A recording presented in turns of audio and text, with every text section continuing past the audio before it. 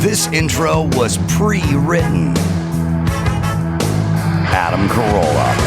Yeah, get it on. Get it on. The Church Big Menendez, get it on. Welcome back, Dustin Ybarra.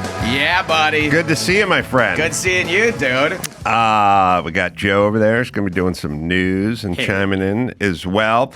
Dustin's got himself a podcast. Good things are happening, and you can find that wherever you find finer podcasts.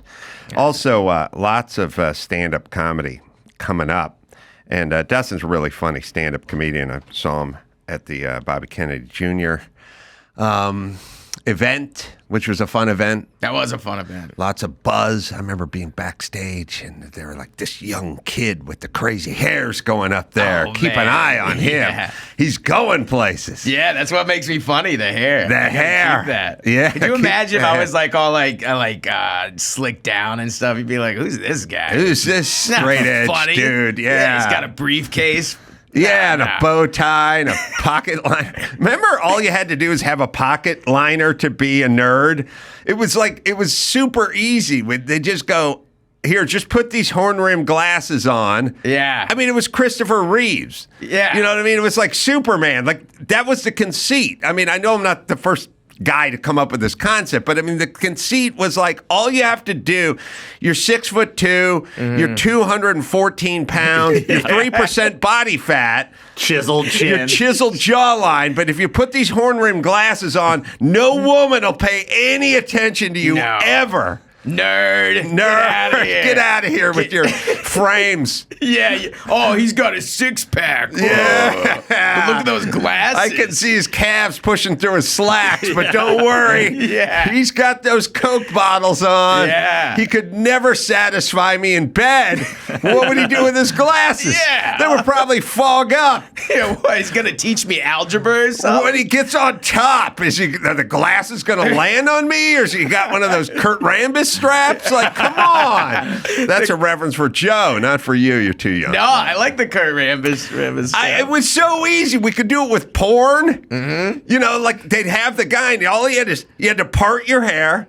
Yeah. You put the horn-rimmed glasses off, and then at some point, the guy's banging his student in the porn film. He starts taking his shirt off, and you can see he's shaved. His whole chest is shaved, and you can see the tan line with his banana hammock. It's like, that guy's the nerd. That guy's the calculus teacher at the high school.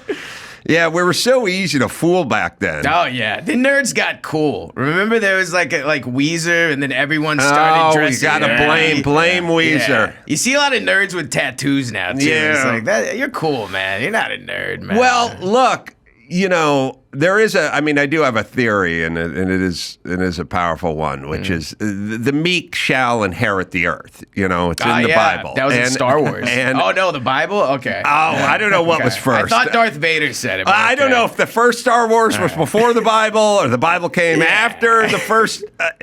I got to look that up. The episodes are all out of order. Yeah. It's hard to keep track. Yeah, it's hard to keep track biblically. Yeah, the Book of Yoda. Yeah. That's right. Episode VI. That seems like letters, not numbers. Yeah.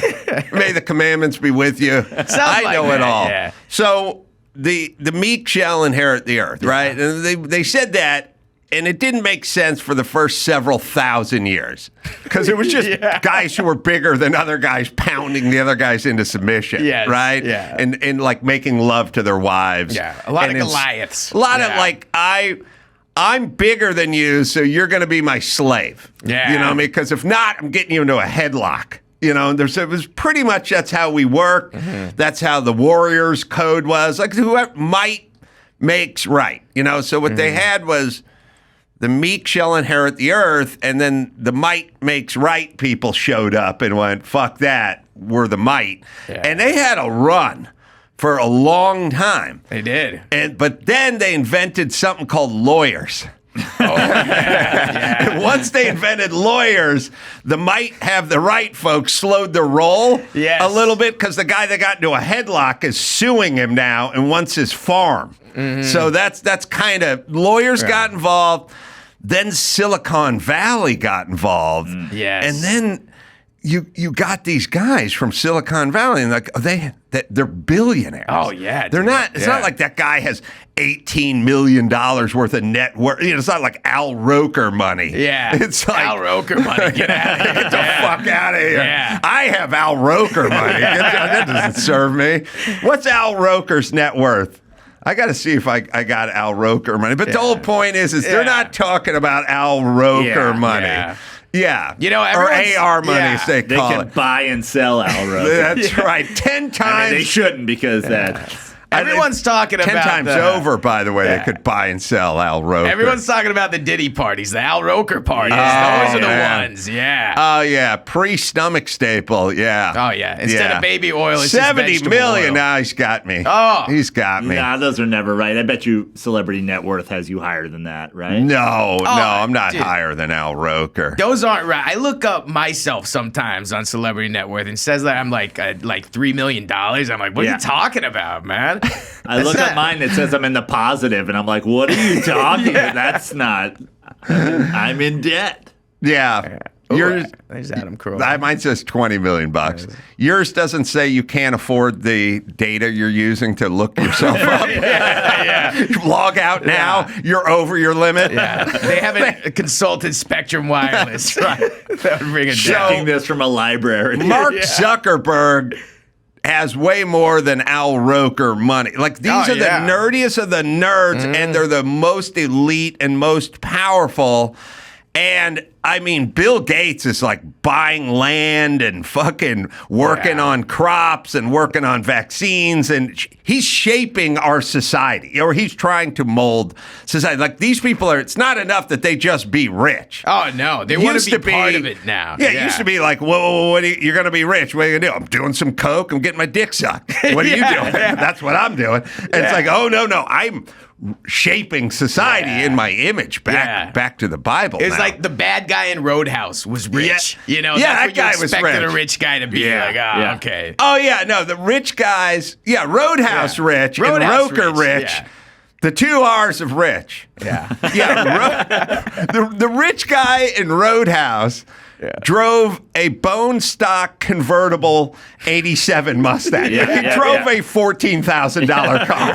That was his version of rich. And his version of rich was he got to drive it down the highway and just sort of swing it back and forth because he owned the law. He wasn't going to get a moving violation. But his version of rich is driving a $17,000 car. That was rich. Yeah. And the other way you knew guys were rich back then, you could tell from breakfast. It was never lunch. It was always breakfast. Breakfast was they sat on a veranda. Yeah, They that's read right. a newspaper in a silk robe, and somebody poured them some OJ or made them a mimosa and put a plate out and pulled the lid off it, and you went, that fucker's rich. And the hard-boiled egg was in a stand. Yes. They had the hard-boiled egg stand. That's a soft-boiled egg, soft-boiled egg. in a holder. In a little hourglass, like a little jigger cup or something. They'd set it there. They'd set that down, and the guy would take the Wall Street Journal. I was going to say the newspaper. He always had the newspaper. You know what it was? It wasn't the food. It wasn't the champagne, the mimosa, the egg in the hourglass, or the Wall Street Journal, or even the butler that connoted rich. Yeah. It was, this guy's in no hurry. No, because all the poor people get up in the morning, they're fucking running from the kid. They're grabbing toast and like shoving it in their mouth and putting their jacket on and running out there. This is, I got nowhere to be because I'm rich. It was like, look at him taking his time. Yeah. He's got nowhere to go. There's no boss yelling at him. There's no. No, the poor guy just like staring at the microwave, waiting for the Hot Pocket to be done. That's right. While you're brushing your teeth, because you're on the fucking clock, right? That whole putting on the tie out the door thing. It's cold, so you're doing the remote start with the car, to get it fired up, get that defroster going. You got to get out. Like, that was all my poor years was construction, 7 a.m. call time. Yeah. And not only 7 a.m. call time, but they were like, you need to be rolled out at 7. Like, your hoses, your plugs, shit plugged in, working at 7. And you'd be, I was living in North Hollywood, but I'd be in Silver Lake one week and Simi Valley the next week and Santa Monica the week. Every morning was Chinese fire alarm drill, just up. Where's the food? Where's the toast? Get dressed, gotta get out the house. And the alarm, too, it wasn't the nice iPhone. You know how you can go and make it like a nice... No, it was get the fuck up. Yeah, loser. Up, dance for the man. Yeah, so these guys just head out to the veranda. Yeah. They just relax. Never lunch. No. There's no depiction of them eating a sandwich. It's never lunch. They have breakfast so late. They go just, right to they happy just hour. sit right there and they drink, they read the paper. But that was rich back in the day. That's like, I have a house with 2 stories and there's a jacuzzi that's not attached to the pool and we have parties. And I eat breakfast. Now, what's rich now? There's Zuckerberg. Now it's like, have you seen them in an ice bath in the morning? Yeah. It's Well, like, no, it's self-improvement rich. It is, yeah. I'm rolling with my jujitsu instructor all day. Then I take the ice bath. Then I do the sauna. Like that. But that was different. Because remember, like, back in the day when you're rich, it's like, I don't care about my body. I got money, I can bang any chick out there. I don't need a jujitsu. And also, there wasn't a lot of I'm going to reform society. There was more like I'm going to hang in and drink these mimosas and eat my egg that's on the stand. Yeah. Or it was being bad guy rich, like I'm going to buy a small town and shut down the Kellogg's factory or something, and no one's going to get their cereal. Yeah, like evil spends. Yeah. But now it's different. Now it's all genetics. And also, now it's like, when you were rich, you had to dress rich. You had to have a blazer with your initials in it, like a pocket square and loafers and stuff. Yeah. You see Zuckerberg. You didn't need. Cane you didn't need.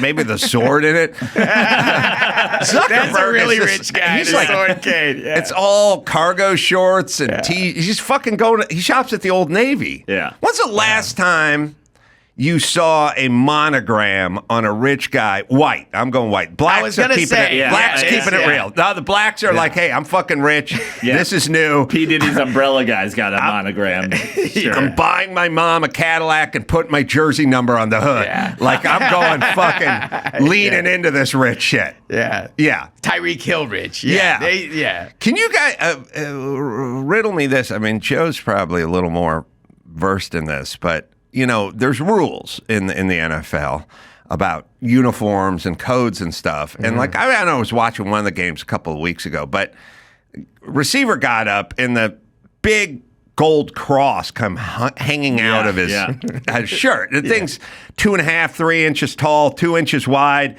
That's a puncture wound there. I mean, that thing gets caught up in the wrong way and you go down or a helmet goes into it or something. That's going through your aorta. Like, that's at least a tetanus shot waiting to happen. Yeah. Shouldn't there be some rules like, hey, you're not allowed, like, hey, Mr. T or Flava Flav. Yeah, Flava Flav clock. Sorry. The clock's we got to sideline the clock. Like, you can wear puka shells, if you're from the islands, or like a thin gold chain, but you can't be hanging full crucifix. No.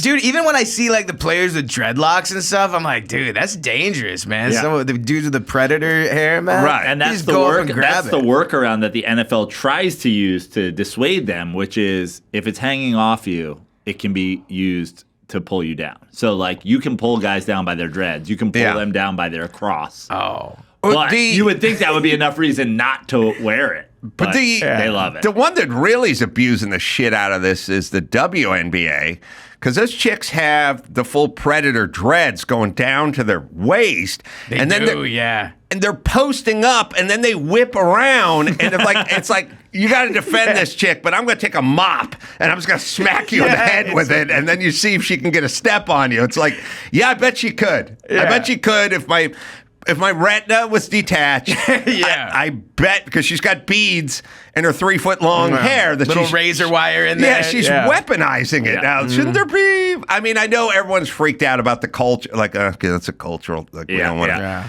Tell me where you're at with this then. I was WNBA. I was at. Yeah, well, I had a I had a sad realization when I was sitting in the airport waiting on a delayed flight. And I was sitting in a hotel in Boise, Idaho, waiting for Mike to come down. And they had the Paralympics on. Ooh. And they had male basketball Paralympics. They're playing Olympics and they're playing basketball in wheelchairs. Yeah. And I was just sitting there watching it because I was just down in the lobby waiting.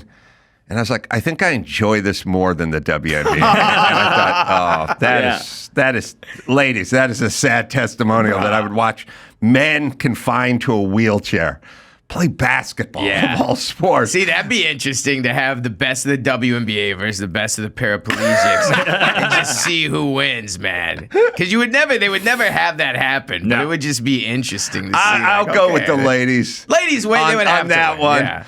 But their dreadlocks are getting caught up in the wheels. They caught in the spokes. They got caught in the hubs. Yeah. So, but now tell me what you think of this, because I went to McCarran. I took a picture of this, Dawson or Joe, you may have it. I think I was at McCarran a few months ago. Remember I sent you that picture, Joe? There was a brother that had hair that was so long. I forwarded this to you, I think. Like just it was so long, and he was the guy in charge of pushing the wheelchairs. Okay. I was like, this is a problem. This is a situation now. Yeah. But here's the vibe. And you tell me what you guys think. It was a photo of a black guy at an airport, and it's like a month and a half old. I think I sent it to you, Joe. But Mike August and I are heading out of Vegas. We're going through Clear in McCarran in Vegas. Yeah. Harry Reid Airport, they call it now. You got to have Clear there. That's got to have airport. Clear. Yeah. So we get up to Clear, and we don't see any Clear folks working there, right? Which happens a lot. Sometimes they walk people up. There is one young black man who's standing there, but doesn't appear to be a Clear guy.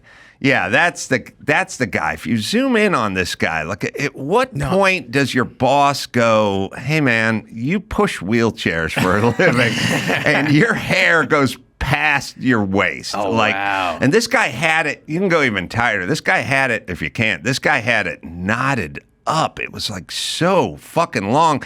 And then also what I think about this with women all the time, like how big a part of your day is this hair? Mm-hmm. You know what I mean? Yeah. Like you don't spend any time on your hair, evidently. Obviously. Right. But I don't. But he's got to like tie it up and hook it up and figure it out. All right. So anyway. That'd be funny if he gave it to the people and he just pulled them in the wheelchair. With the hair. And they're like, yeah. They hung I was going to say a carrot out, but maybe some Crevassier or something out in front of him. You know, yeah, it's a cultural thing. So I just don't see black guys eating carrots. Vodka. Yeah. Snoop makes a vodka that tastes like carrots. All right, so you can get rid of this picture. We go back to tell me what you think of this. Okay. So we're looking for Clear. There is one young black guy, he's just standing there, but there's no Clear. The Clear people wear like a Clear jersey, the shirt that says Clear on the back. So we go walking around, we're stumbling around, there's nobody around, we're looking and stuff. And then at some point, after staying around for a little while, that guy comes to us and goes, you guys in Clear? And we go, yeah. He goes, oh, we work here? Yeah, I work here. His hair was so long that it hung down past his fucking Clear marker on the back of his shirt, right? So he doesn't look like he works for Clear because he's just wearing black jeans and black shoes and what looks like a blue shirt because Clear is not fucking indicated because it's obscured by his hair. Shouldn't his boss be able to go, hey, you got to fucking tuck it in or bundle it up or something? And I know that's a hate crime, but you can't I don't know you work here. And if you went up to him and was like, hey, do you work here? He might be like, hey, whoa, just because I'm black, you think I work for Clear? You know, you can get in trouble there, dude. Yeah. See, I think he should have to wear his chain that just says Clear. It's all diamond studded. Yeah, the diamond. It's ironic that it's only cultures and darker cultures that work for Clear. I've been all over the the country Yeah, weren't clear. I have There's noticed that, yeah. You think it'd be light-skinned, redheaded guys, clear. Well, it's cool you know because what I mean? they can like take you to the front of the line and stuff. I like if it's some white dude, some nerd, like, hey, we're gonna jump ahead here. Yeah. Like, the optics. But they just go up there and like, hey, let me in, motherfucker. Like, oh, Yeah. yeah. So the meek shall inherit the earth. Yes. And that's basically what's going on now. The nerds have taken over. They're all the billionaires. It's no longer Roadhouse money where they're content to just eat eggs outdoors and drive their $14,000 American cars. Yeah. It was a kind of weird conceit to give them a bone stock 84 Mustang to drive around. Like that car, you can go to eBay and find that for $9,000 all day long. Like, this is a rich guy. Yeah, I mean something a little more exotic. Yeah, the 308 from Magnum BI or something that says rich guy, not bone stock Ford. Yeah. He's always got a hot wife that doesn't want to bang him either. That's why she's going over to Patrick Swayze. She's going to work. She's going to work out while he's sitting on the veranda. She's always leaving. Well, so let me explain. That's the second meal. So in 80s rich guy movies, strong emphasis on breakfast. Yes. Like and also breakfast, like in the Stallone movie, The Specialist with Sharon Stone, they sit out on the veranda and they eat, and then at some point somebody brings them bad news. Like that's where the henchman brings them the bad news, and then they throw their fork down because you've ruined their meal. Once you ruin their breakfast, they slide their seat back. Like they're sitting out there eating an egg, smoking a cigar, drinking a mimosa. All is right in the world. And at some point, the ne'er-do-well son comes in and is like, "Pop, I've got bad news about the shipment. Can I just get through breakfast? Yeah, can't you do anything right? If your mother was alive, They always got some stupid ass kid too. They always get ruined. Yeah. See, if I was a rich guy eating outdoors in the 80s, I would instruct my butler every time I try to pull this off. My fucking loser son comes in about halfway in and ruins my breakfast. So if he shows up between 10 and 11:15, just tell him to watch TV. Tell I'm done here, and then I'll head in, and then he can give me the bad news about the shipment. but don't let him out here because he always ruins my breakfast. Yeah. That was every 80s. Now, dinner was not bad news. Dinner, so they would never do lunch. Nobody. I've never seen a rich guy. There's no rich guy lunch. There's no one asked. You want mayonnaise on that? Yeah. Open face club or? We're gonna go to Panera Bread. No. There wasn't even a discussion of lunch. Yeah. The meetings were, dinners or breakfast. They didn't have a lunch. There was no lunch meeting. That was gone. But they did have dinner. Dinners where you got to see the relationship with the wife. Yeah. And it was loveless, right? First thing first, they sat in a dining room, but they sat at the end of a long mahogany table, right? And they'd be served separately. They're like 18 feet apart, right? Yeah. And then at some point, the rich guy, the evil guy, would say to the butler, "Tell Mrs. Johnson that I will not listen to her requests about sending Tommy to military school." And then he'd wish to inform you. See, that's how you knew there was a go-between. Yeah, go-between, right. And the wife was was completely loveless. She was like, she ends up banging like the poor guy, just to get him back, because she can't bang another rich guy. Clear employee. The guy with the dreads. I've got to get this clear employee. Where is he? I want his address. He's homeless, sir. We'll find him. Yeah. Ben Gazzara was the guy who played the rich guy in Roadhouse. Oh, really? Yeah. He was a famous. These guys, they start off like on Broadway, and they start off as the roommate of Dustin Hoffman living in Hell's Kitchen in 1961. And then at some point, they end up being known for some schlocky 80s movie. There's all these, the actors workshops, and all these guys, John Voight, and they all, De Niro, they all come up the same way with all their stage shops and everything. And at some point, they play the fat uncle in the 80s sitcom or something, and that's where people know them from. Mine was Robert Stack. When I saw him, and I just thought he was the Unsolved Mysteries guy growing up. And I was like, oh, and then you're like, oh, he's an actor? What? This guy? And he probably didn't think whenever he was taking all of his classes and like doing Broadway, like, I'm going to be the Unsolved Mysteries guy.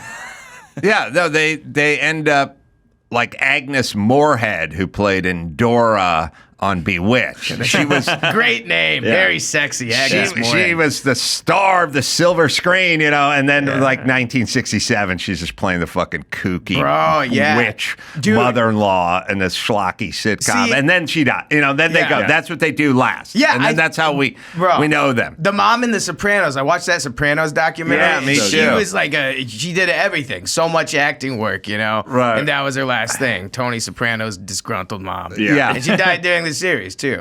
And then you ever been watching like an old like black and white movie and you're like, man, all these people are dead. Oh yeah. And it was probably like their big, even the guy like that was just saying like one line, it was like that was his big thing. Yeah. And it's like, I'm gonna be remembered forever for this. And then they're all just dead. Yeah. I think about that because whenever I do a part, I'm like, this is gonna be around forever. But then I'm gonna be one of those guys that are like, that guy's dead. There's dead. He was fat too, so he probably died earlier. Did you, what's your porn dead policy? My porn dead policy? I mean, Do you have one in place? like is it if a porn star is dead, I can't like whack it? I'm asking because there's definitely a couple schools of thought here. I mean, I don't watch a lot of vintage porn, but I don't really know like if they're dead or alive. I don't really go into it. I just see like this and it's like, afterwards, I'm never like, oh, I wonder if that person's alive. Oh, a drug overdose. That sucks. Wish I wouldn't have whacked it. I feel bad now. I can only get off to dead porn stars. That's something about you me. got to know that they're in the ground. Yeah. If they're alive, I feel like I'm defiling them. If they're dead, I'm honoring them. It could be looked at as sort of morbid and macabre, and then there's another head on it, pardon the pun, where it's like the ultimate tip of the cap. The one gun salute. Yeah. Single gun salute. Yeah. After you're in the ground, like what? I hope somebody rubs one out. It does a single gun salute to me. You jizz in a napkin and you roll it up like a flag in a triangle. Yeah, the triangle. and the well timed Yeah, and you lay it down ceremoniously on the headstone. Stand, salute. Like the end of Saving Private Ryan. You get your wife to come up and tell you you're a good man. Kids are waiting in the wings. They give you some space. I can't wait to be old so I can do that shit. Yeah. When I'm old, I'm gonna go to like monuments and plaques and shit and graveyards, just cry like they were a good person. I served with these men. Yeah. No one will know, and kids cannot do the fucking math at all. Like young people can't do any historical math. So I don't know that shit. Well, how old are you now? You 34? Yeah, I'm 37. But I'll try to like 37? Yeah, and I'll try to do the math on like I'll have jokes sometimes, or I'll like try to make up something like, oh yeah, my grandpa was in World War II or something, and he wasn't. And I'm like, okay, well now I got to research what's the war that would make sense for this. The Korean War. Sorry, did I say? Yeah. So I'm telling you, you are when you turn 50.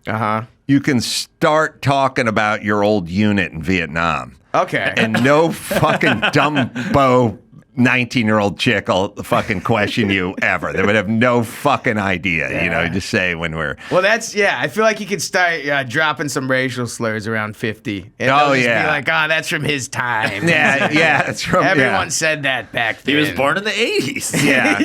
You can definitely... You can at least make colored and oriental. Yeah, those are oriental. You got to hit your 50th, and then you can start throwing those around. All right, I got a video that I don't know why.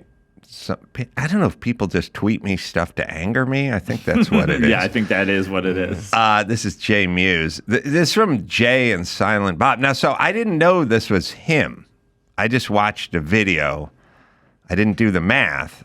I guess he's got the mustache. Oh, wow. Or he's a short hair. He's got the short hair. Yeah. He's working at Clear now. The boss made him take it out. He looks...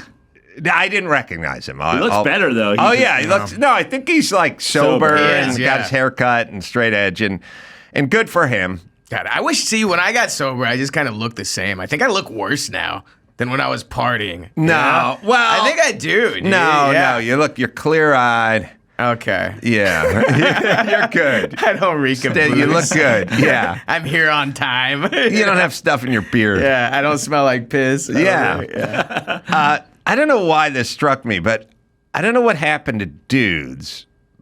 And I think there's an issue with dudes. What happened to dudes? Something happened, and it's not good. But here's him doing a video log. But I'm also wondering, like, why do we need to be privy to this thing where you drop your kid off? He dropped this 19-month-old off at daycare, I guess, or preschool. And everybody just needs content. They're just like figuring out what can be content. I also don't.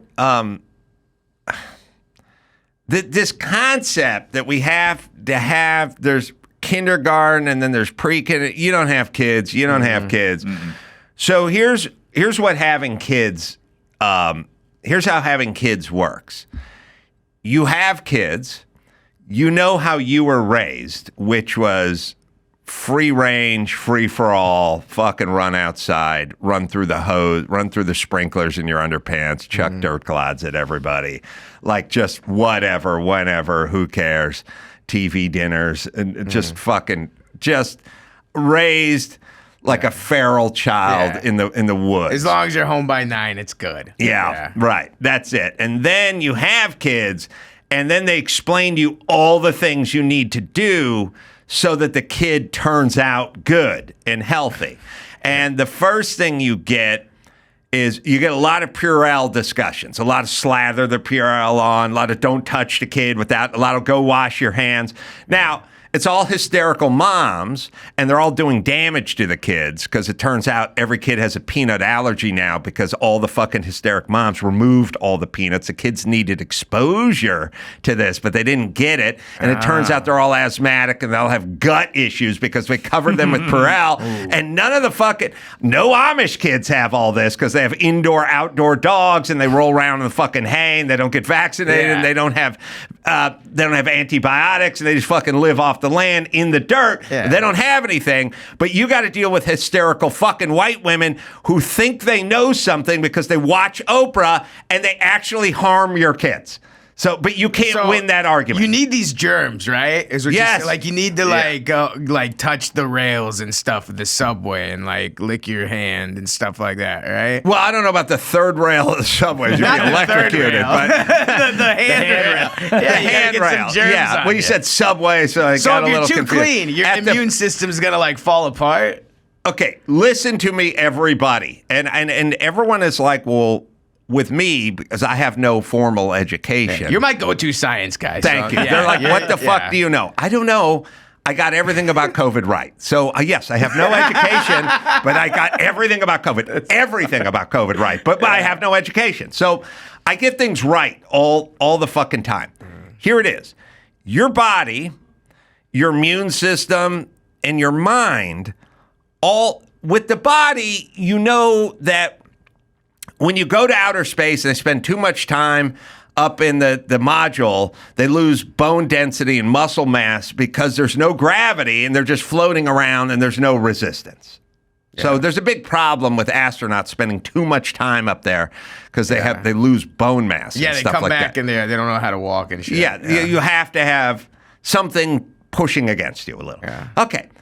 Your immune system needs something to battle with a little. You need dumbbells and a treadmill and a curling bar, and then your immune system needs shit that's coming in to ward off, to exercise, to drill with. Yeah. If you remove all of that with the Purell and the triple hand sanitizer and everything, then your body, you grow up in a fucking bubble boy in a cocoon, and then you go outside and then shit feasts on you because you never worked it out. Or you do what the Amish do. You go outside and you roll around the fucking hay with your dog and your animals, and you come back and you sleep with your animals who rolled around in the dirt and stuff there. And then you got it. People with indoor-outdoor dogs have much less allergies than people with indoor dogs. Oh, really? So are you saying I shouldn't wash my hands? I wouldn't. Like if I go and I take a steamer over here, don't wash my hands. Don't wash they your hands. actually say, don't use antibacterial soap. Right. That regular soap takes the, the germs and it goes off with the foam. But the antibacterial is like killing Don't do any germs. sanitizing.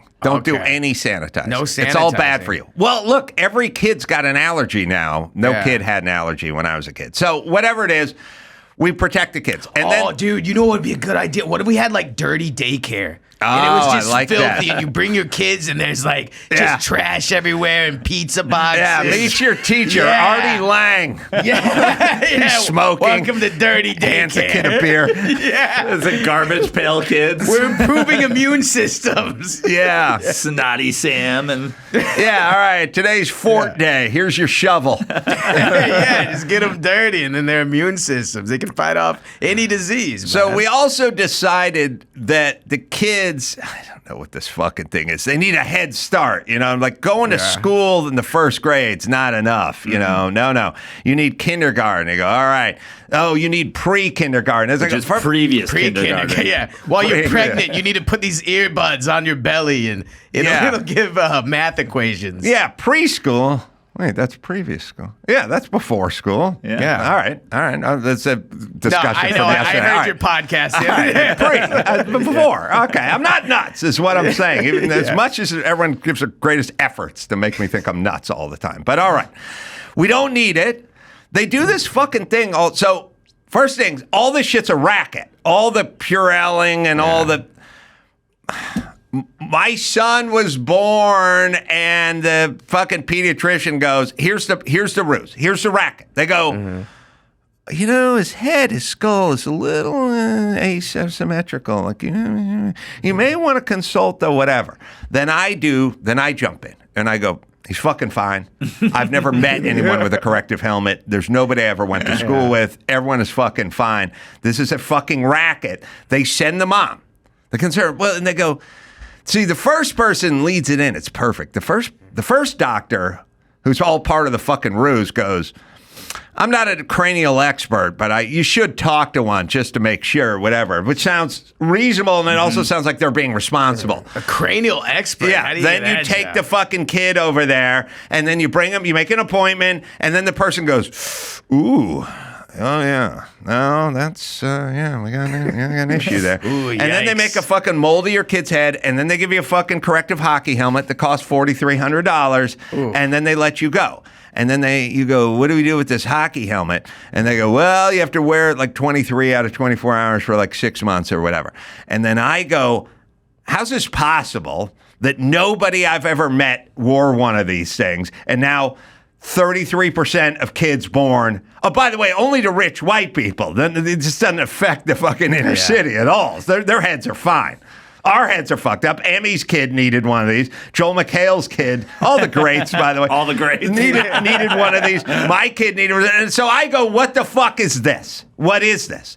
And then they go, hey, this guy's an expert. An expert at cranial shit or an expert at making money? Because I think he's an expert at making money. And then... Well, also there was a time where they were like, his head's fucked up, throw him in the lake. He's no Yes. good. Yeah. You got it bad. You got it They done. said my son's sunglasses, if my son wore glasses, they might not sit right. They try to scare you with your kid. Your kid's gonna be a freak if you don't give me some money. It was. They said the sunglasses or the glasses would sit on the kid's head like the good-looking guy who was playing the nerd who was getting a blowjob from a student. When they go back up to him and he's like, Whoa! They're like, your son can be Christopher Reeve, but if his glasses are on wrong, he's fucked. That's fucked. So I, of course, said, this is all bullshit. It's all fucking money grab. No, I had to buy the helmet because All of this goes to the women. It all goes through the women, and then the women go, you have to get the helmet. We're getting a divorce. We don't. And by the way, they do danger. They go, look, no guarantees, but this kid could be malformed. You know what I mean? And they say that to the wife, and then I go, this is bullshit. The wife goes, are you fucking nuts? You want to roll the dice? And this guy's a doctor. He knows what he's a cranial looking expert. like the guy from Goonies. This could happen, you know? So then you pay $4,300 for the helmet, and then you put the helmet on the kid, and the kid's 6 months old, and the kid starts crying and like moving and like, and I we just saw a single drop of sweat coming down the kid's forehead, like getting into his eyes. And he's like, and at a certain point, you go, oh, fuck it. You pull the helmet off, and then you just throw the helmet in the corner, and you can't throw it away. That's a lot of money. It's $4,200 worth of $6 hockey helmet. Yeah. It's basically what it is. You put it on eBay or something? I want to go. I'm going to tell Kyle. By the way, go live a life where you talk to experts, and just experts, all the fucking experts, and see how fucking wrong they are about everything all the time, and it's all about money. I want to find this fucking cranial doctor and give him a little update. Because Sonny's 18 and he never wore your fucking helmet once. And he's completely fine and there's nothing wrong with him at all. So maybe your judgment is a little off. Or perhaps I got to see you're just a fucking charlatan. Glasses, though. I'll put the glasses on. I want to see how they fit. There's probably a picture of Sonny in sunglasses somewhere. But it's the guy. So now we get into the realm that I love. Stupid or liar. Play the game. Cranial expert who made me spend $4,000 for a helmet for my son. Are you stupid? Like, are you bad at your job? Or are you lying? Because it can only be either you're bad at your job or you're lying. Yeah. That's it. Now, I would assume I give everyone the benefit of the doubt and go, you're just lying. I'm you're no just cranial lying. expert, so I don't know. If this guy's certified, he's got his little paper on the wall. Well, that's why they always go, you could. He could end up. Couldn't come up with diploma. Yeah, it's like, there it is. He's got to stay. Yeah, you know that thing rich people have on You get it with the guy who runs the school. And they all hands wear you a robes and shit. thing. Yeah, you know that thing. That thing. Yeah, he's got the paper on the wall. Look at There's that. my son. Honestly, the glasses fit perfectly. The exact same amount of eyebrow coming out of each lens. If you threw a tape on those brows, there'd be about 3/16 off of top of each lens. Yeah, no more symmetry than my son's head. I've said it many times, but I'll say it again. I have the most. He's not the greatest student. He's not the greatest son. He's not the greatest lover. But you want to talk symmetry? Yeah. No, it's a yeah. very symmetrical head. Yeah, very symmetrical. All right, so this person is a charlatan or just really bad at what they do. But either way, I feel the same way about this fucking asswipe is the same way I feel about everyone who told me everything about COVID. It's like, okay, we don't have to listen to you anymore. Then you're just wrong about everything, or you're a liar who's trying to get paid. I don't know which it is. You're now on my list of people I don't have to listen to. Well, could you contact him and get a refund? Say, I didn't wear this. Maybe I don't know take if it back? like 18 years is the statute of limitations, but I certainly should be able to sell it on eBay. Oh, yeah. Like, I'll give it to you guys half price. $2,100 for this miniature hockey helmet, everybody. You could take it to Walmart. They'll take things back. They will? Just be like, I bought this cranial helmet back in the 90s, and I need some store credit on this. I took some pants back to Target the other day because I lost a little bit of weight, and they were too baggy. And it was like, bro, it was like right before 90 days, and it wasn't even the same Target. And they took it back, man. I didn't even wash them. They still smelled like balls. I felt bad. Well, That's what the big box stores are good for. Target, Home Depot. You can return anything to Home Depot. We don't need to go online and check your net worth anymore. when we hear, I took pants back to Target, I got you. I know what bracket you're in. Yeah, but it's a Target. It wasn't a Walmart. You don't got Roker bucks. No. That's right. He doesn't take. He's got baggy pants too. He didn't. Yeah. He's got a closet full of baggy pants. He never took them back. You should have taken them back. There should be like a fat buyback program or something when you lose weight. All right, we have Jay anyway. Now, so part of the grift. So here's the grift.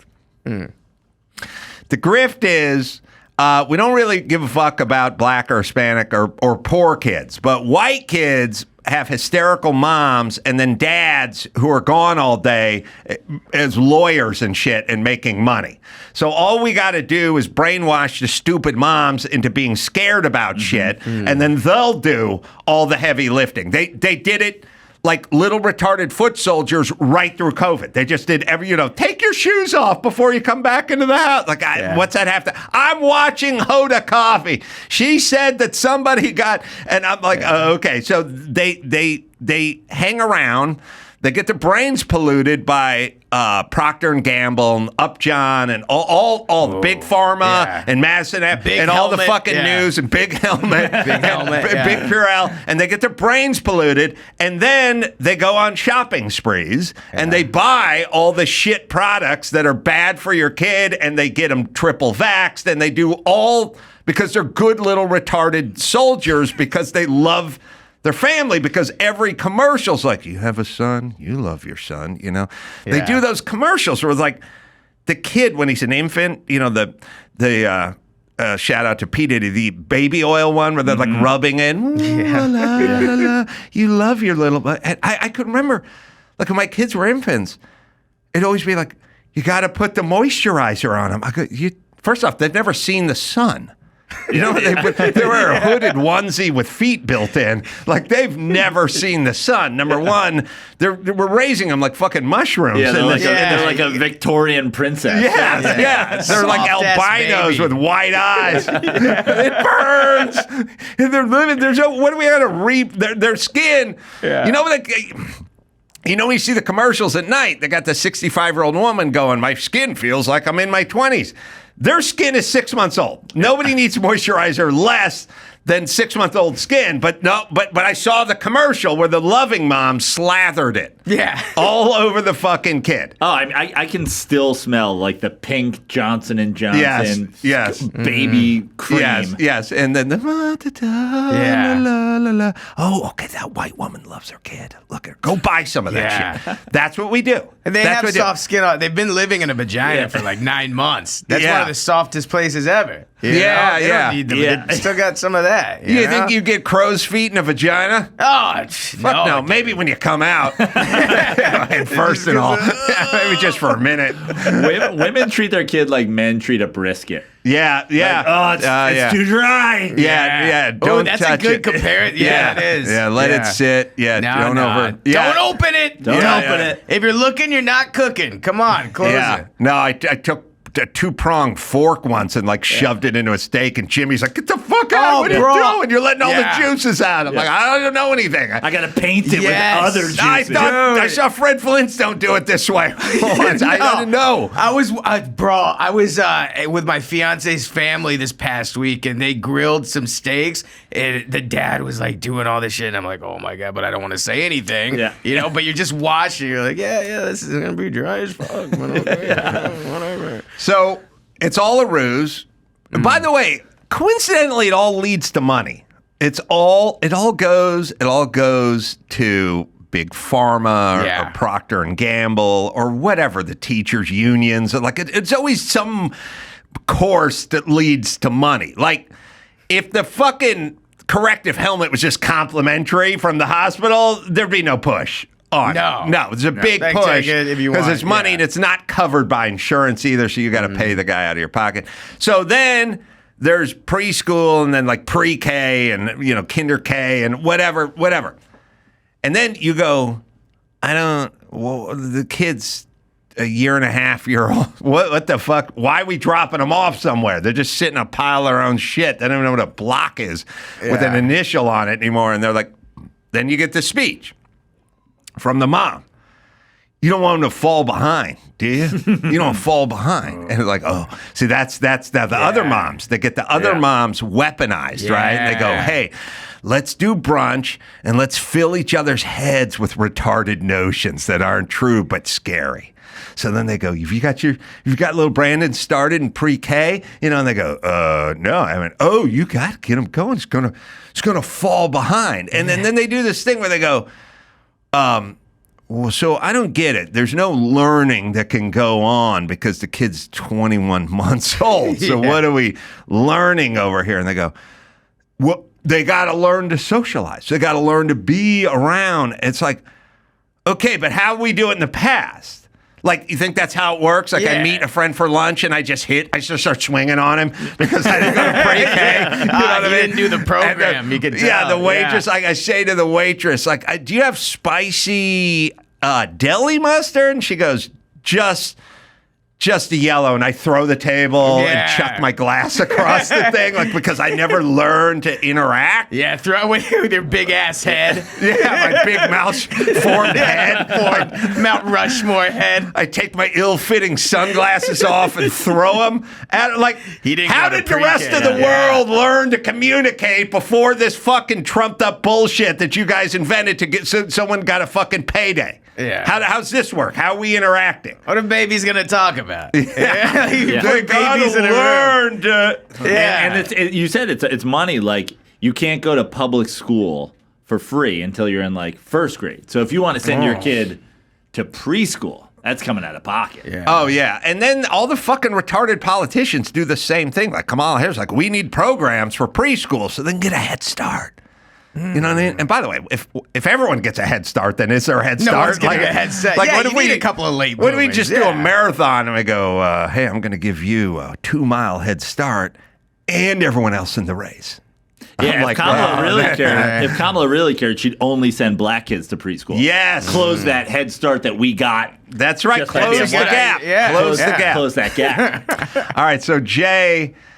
Oh, I didn't know. I just thought this was a concerned dad is giving a testimonial to his dash cam about dropping his kid off at school. In his Tesla, but here it is. All right, this is a different video for a different type of drop-off. This is for Lucien. My son, he's 19 months old, and we just started bringing him to daycare, and it's so much harder for me. For me, it's really tough. I'm not saying it ain't hard for my wife. I know it's hard for her too, but to be singing, dancing in the car to Elmo on the way. As soon as we pull up, he gets so upset, and it's so hard for me to drop him off and it's gut-wrenching. leave him there when I hear him crying, and it breaks my heart. This guy and any of the parents that had their kids abducted by Hamas basically are feeling the same pain at this point. Oh, right? yeah. This is it's the same heart-wrenching. thing. Exactly. It's difficult to watch, but I'll see if I can keep it together. Why do you have to take a 19-month-old and drop them off somewhere? Well, the thing with daycare is, like, if he was a minor and if he worked in a coal mine and his wife was also, like, had a laboring job where no one could take care of the kid, but, like, what is Jay doing? Well, I got to go back home and sit with my wife and weep openly because our 19-month baby is not in our living room where we are. Is the guy who plays one acting role every 6 years in a Kevin Smith film too busy to fucking raise his own kid? I don't know if he's going to Toronto to shoot a series right now, but it feels like he's got time to make a video. He's got time to make a video. Hang out with your kid. All right, but let's That's always weird, too, when people get sad online, you know? 'Cause I've never been sad and been like, I got to show the world what's going on with my sadness right now.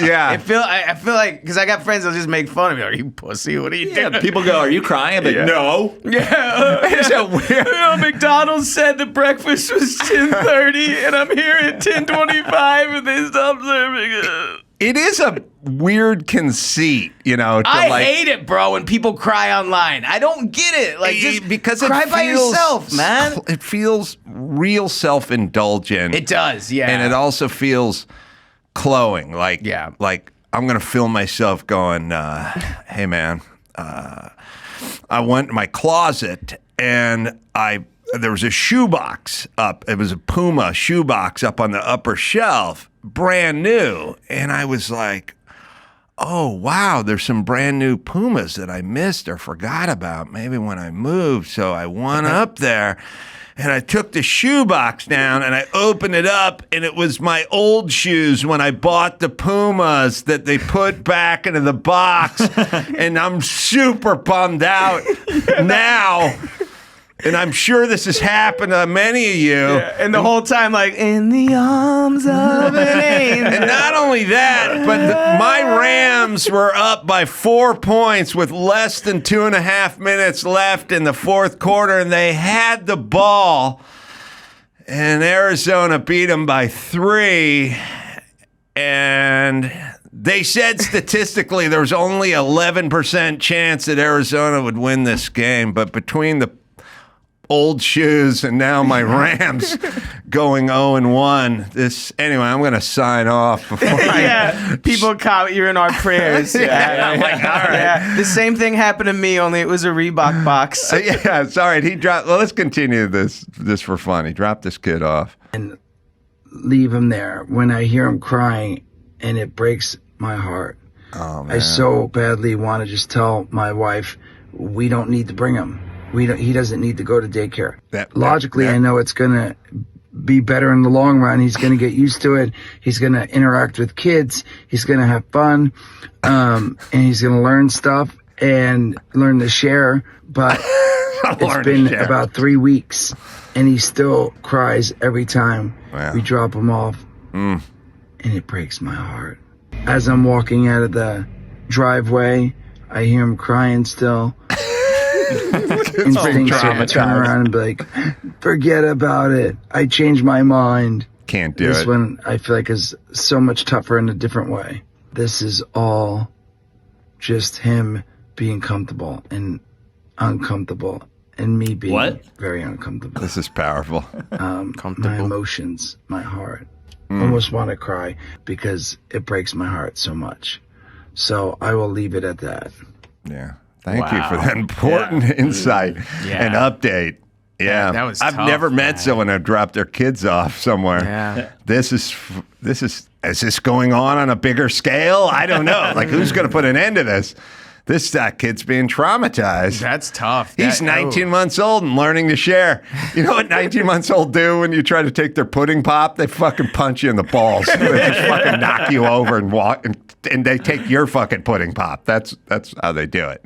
Oh, man. That Devastating. Was a lot. That was hard to watch, wasn't It's it? going to be a tough day now for me, man. He was struggling between comfortable, uncomfortable, comfortable again. Comfortable. He can't decide Yeah. what his comfort level is. Yeah. And that's a struggle. Chopping your He'd kid. like to tell his wife this is traumatizing the kid and us, but But- there's no way we can communicate in the same The dwelling. baby's you got to know, have like- social skills. you Yeah, know? he's gotta learn to share. Yeah, he's going to be a CEO one day. He's got to hang out with other babies.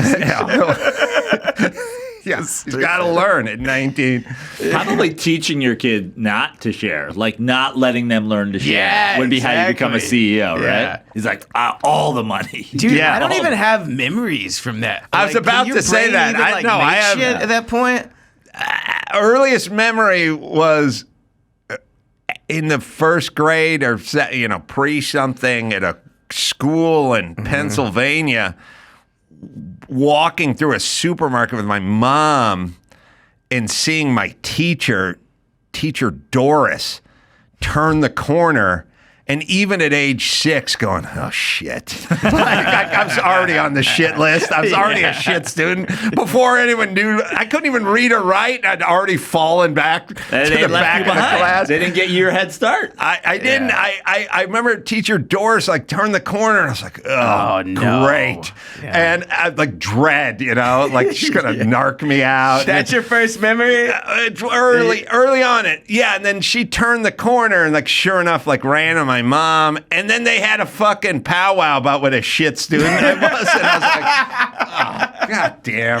And that was that was 5.5 or 6. I mean, I probably could summon, but 19 months. No, you don't even know what's going on, dude. No, I mean, molested repeatedly by the Menendez dad. But other than that, that's the time to do it. I when got you're that nothing. young. Yeah, I got get it out of your nothing. system. I'm not going to remember any of this. that's right. Yeah. All right, we got news. We do. We do. All right. We'll take a quick break. We'll come back and we'll do the news with Dustin right after this. Rosetta Stone, learning a new language. That's good. Good for travel, but could also be good for business. I mean, you got to speak the tongue of the customer, and that always helps. Makes them feel at home. It's good for business, good for travel. It's good for your brain. Rosetta Stone, the most trusted language learning program available. Available for desktop or as an app. It truly immerses you in the language you're learning. 30 years and millions of users, 25 languages, Spanish, French, Italian, German, Korean, Chinese, Arabic, it's all there. Designed for long-term retention. No English translations. Learn to speak, listen, and think in that language. Plus, the built-in true accent feature gives you feedback on your pronunciations. Dr. Drew loves this thing. He uses it when he goes to Europe. He went to France. He speaks French, but his wife was struggling, so he gave her Rosetta Stone. It's like she's a local. Lifetime membership, by the way, has all 25 languages for 50% off. It's Rosetta Stone, right, Dawson? Don't put off learning that language. There's no better time than right now to get started. For a very limited time, Adam Carolla Show listeners can get Rosetta Stone's lifetime membership for 50% off. Visit rosettastone.com/Adam. That's 50% off, unlimited access to 25 language courses for the rest of your life. Redeem your 50% off at rosettastone.com/Adam today. Drowning in a sea of meal kit options? Oh man, it's like a bad dating game show and all the contestants look the same. Well, that's where Home Chef comes in. Fresh ingredients and chef-designed recipes delivered to your doorstep. Over 30 options a week covering a variety of dietary needs. I love these guys. This stuff is better than it needs to be. So fresh, so easy to do. One of my favorites that I tried recently, cheesy spinach stuffed chicken. I could explain it, but I think it's all in the title, and it is good. Classic kits with pre-portioned ingredients, speedy recipes, ready in less than 30 minutes. Oven-ready kits with pre-chopped ingredients and microwave meals in minutes. Save an average of $86 per month on groceries. Yeah. You know, it's expensive going to the market these days. Home Chef even has delicious, kid-friendly family menu that has 18 options a week. And the kids will love it. Each week, all new option for you, for the kids. Picky eater approved. It's Home Chef, right, Dawson? For a limited time, Home Chef is offering our listeners 18 free meals plus free dessert for life. And of course, free shipping on your first box. Go to homechef.com/Adam. That's homechef.com/Adam for 18 free meals and free dessert for life. You heard that right. Homechef.com/Adam. Must be an active subscriber to receive free dessert.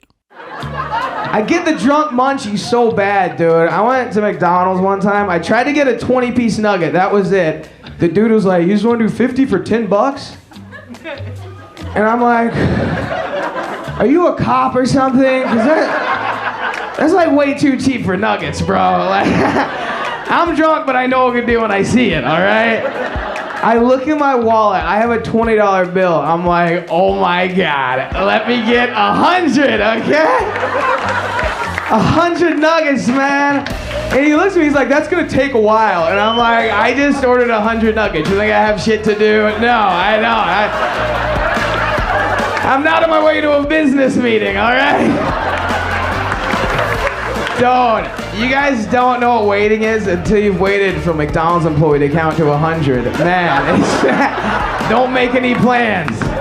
Dustin Ybarra is on the Adam Carolla Show. Dustin's got dates coming up, and you can go to his website, weenietips.com. Got that right? Yep. Those are all live dates. It's going to be in Providence, Rhode Island. It's going to be in Hollywood. It's going to be in Texas. Going to be doing Levity Live out in Oxnard. Real funny. The End on Sunday, your spot. I just had such a fun time at that place. It's a fun spot. I've done a couple of shows there before. It's yeah? really fun. Yeah. Yeah, it's just, there's like, I don't know. You tell me. You've done a lot of stand-up. Joe's done a lot of stand-up. But there's a standard comedy set vibe. Then there's, oh, that was a good night.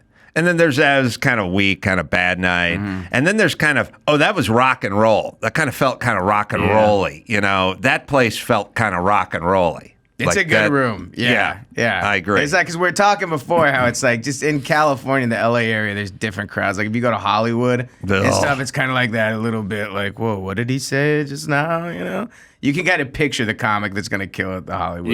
Yeah. Hollywood. Yeah, rooms, yeah.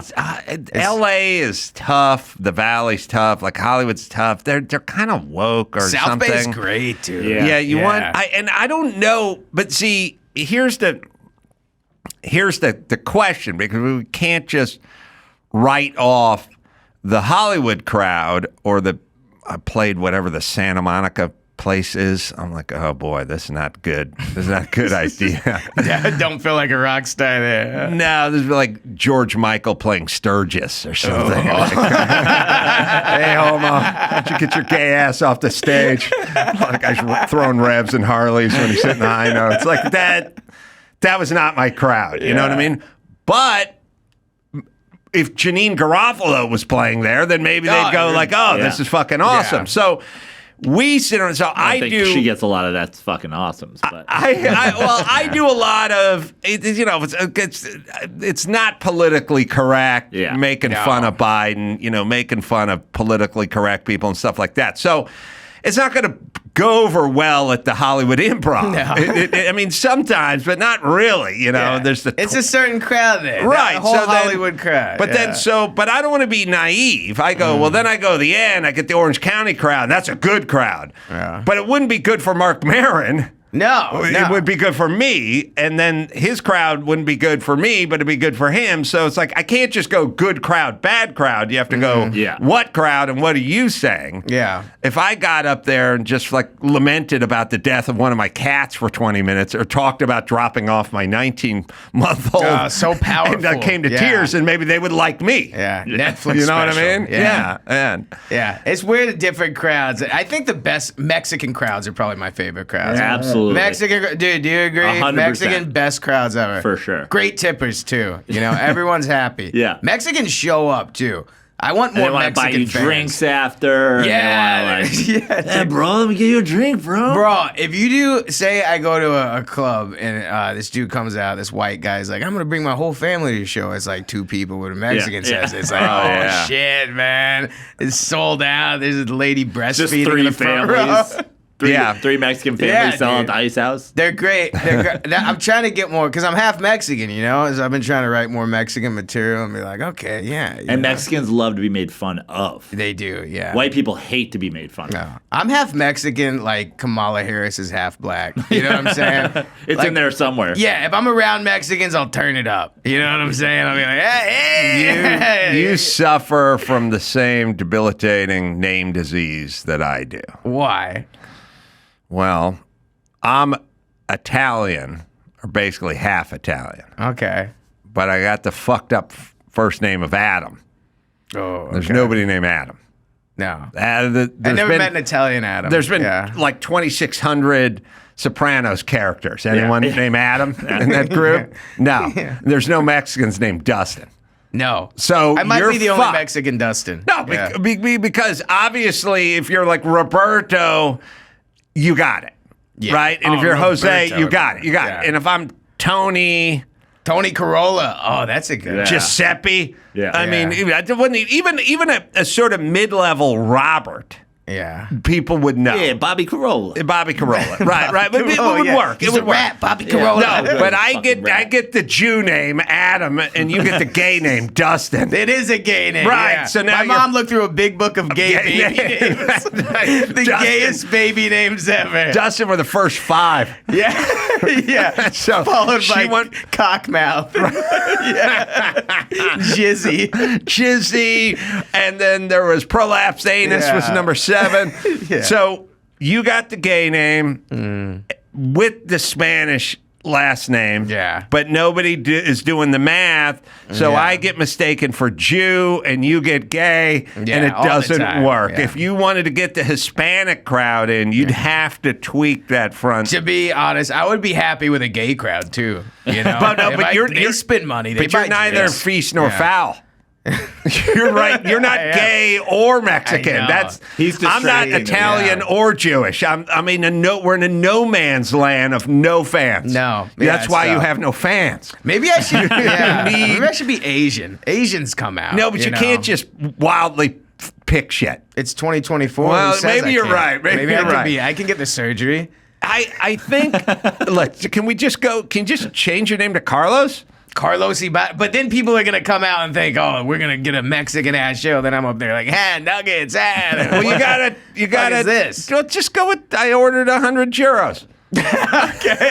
Or give yourself like a middle, be like Dustin Theo Ybarra. Oh, Yeah. Dustin catalytic converter. Ybarra. Yeah. Middle, like like that. a middle handle. Yeah, I Like, gotta get more Mexican. I've been thinking, maybe a poncho, a mustache, and a hold on. sombrero. The you plaid's know? good. The plaid's a good. I got your Plaid middle is name, good. What? Pepino.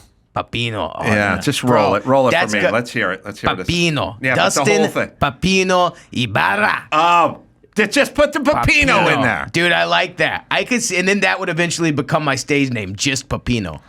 We're going to see Papino this Thursday at the Crowds Covina round the Laugh fucking Factory. block. I don't even know Yeah. Fluffy's real name. You know what I mean? It's just Yeah, Fluffy. it's just fluffy. Dude, yeah. Is it too late for me to do that? No, Can go I with change it to Pepino. Go Pepino. Papino? Yeah. Is Pepino. Pepino a Spanish word? Like I thought. It sounds Spanish. Yeah. Listen, It sounds very Pepino means cucumber.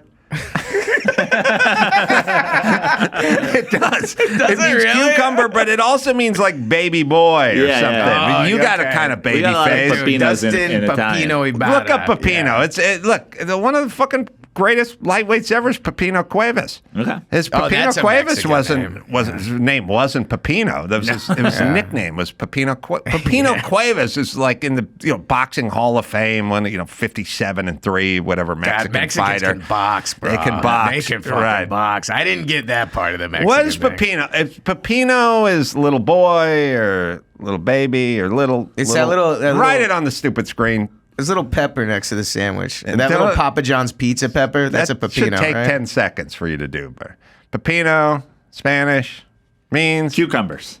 and but Pepino Cuevas wasn't Cucumber Cuevas. A person who is very attractive or good looking. Oh, it's good looking. Yeah. Oh, that's you're good. easy That's on the good. eyes. You can't be Pepino anymore. Oh, fuck you. I'm Pepino, man. You back off this nuggets yeah. and Fuck maybe this we up. can Come call on. you Pepino. Pepino Ybarra. Gotta cut that hair. This week at the Ice House, Pepino Ybarra. Oh my Oh, god, bro! my God, I did Albuquerque a few weeks Oh, ago. Pepino, Oh, you would have you drawn. I would have man. sold out, man. But they put me on like a really Hispanic radio station, bro. It was Loved it. I did a phone interview, and the guy was like, "Hey, God, Dustin Ybarra, we got him this weekend, man. So what have you been doing, man? You hanging out with La Raza out there?" And I'm like, yeah, La Raza, man. We're out here, bro.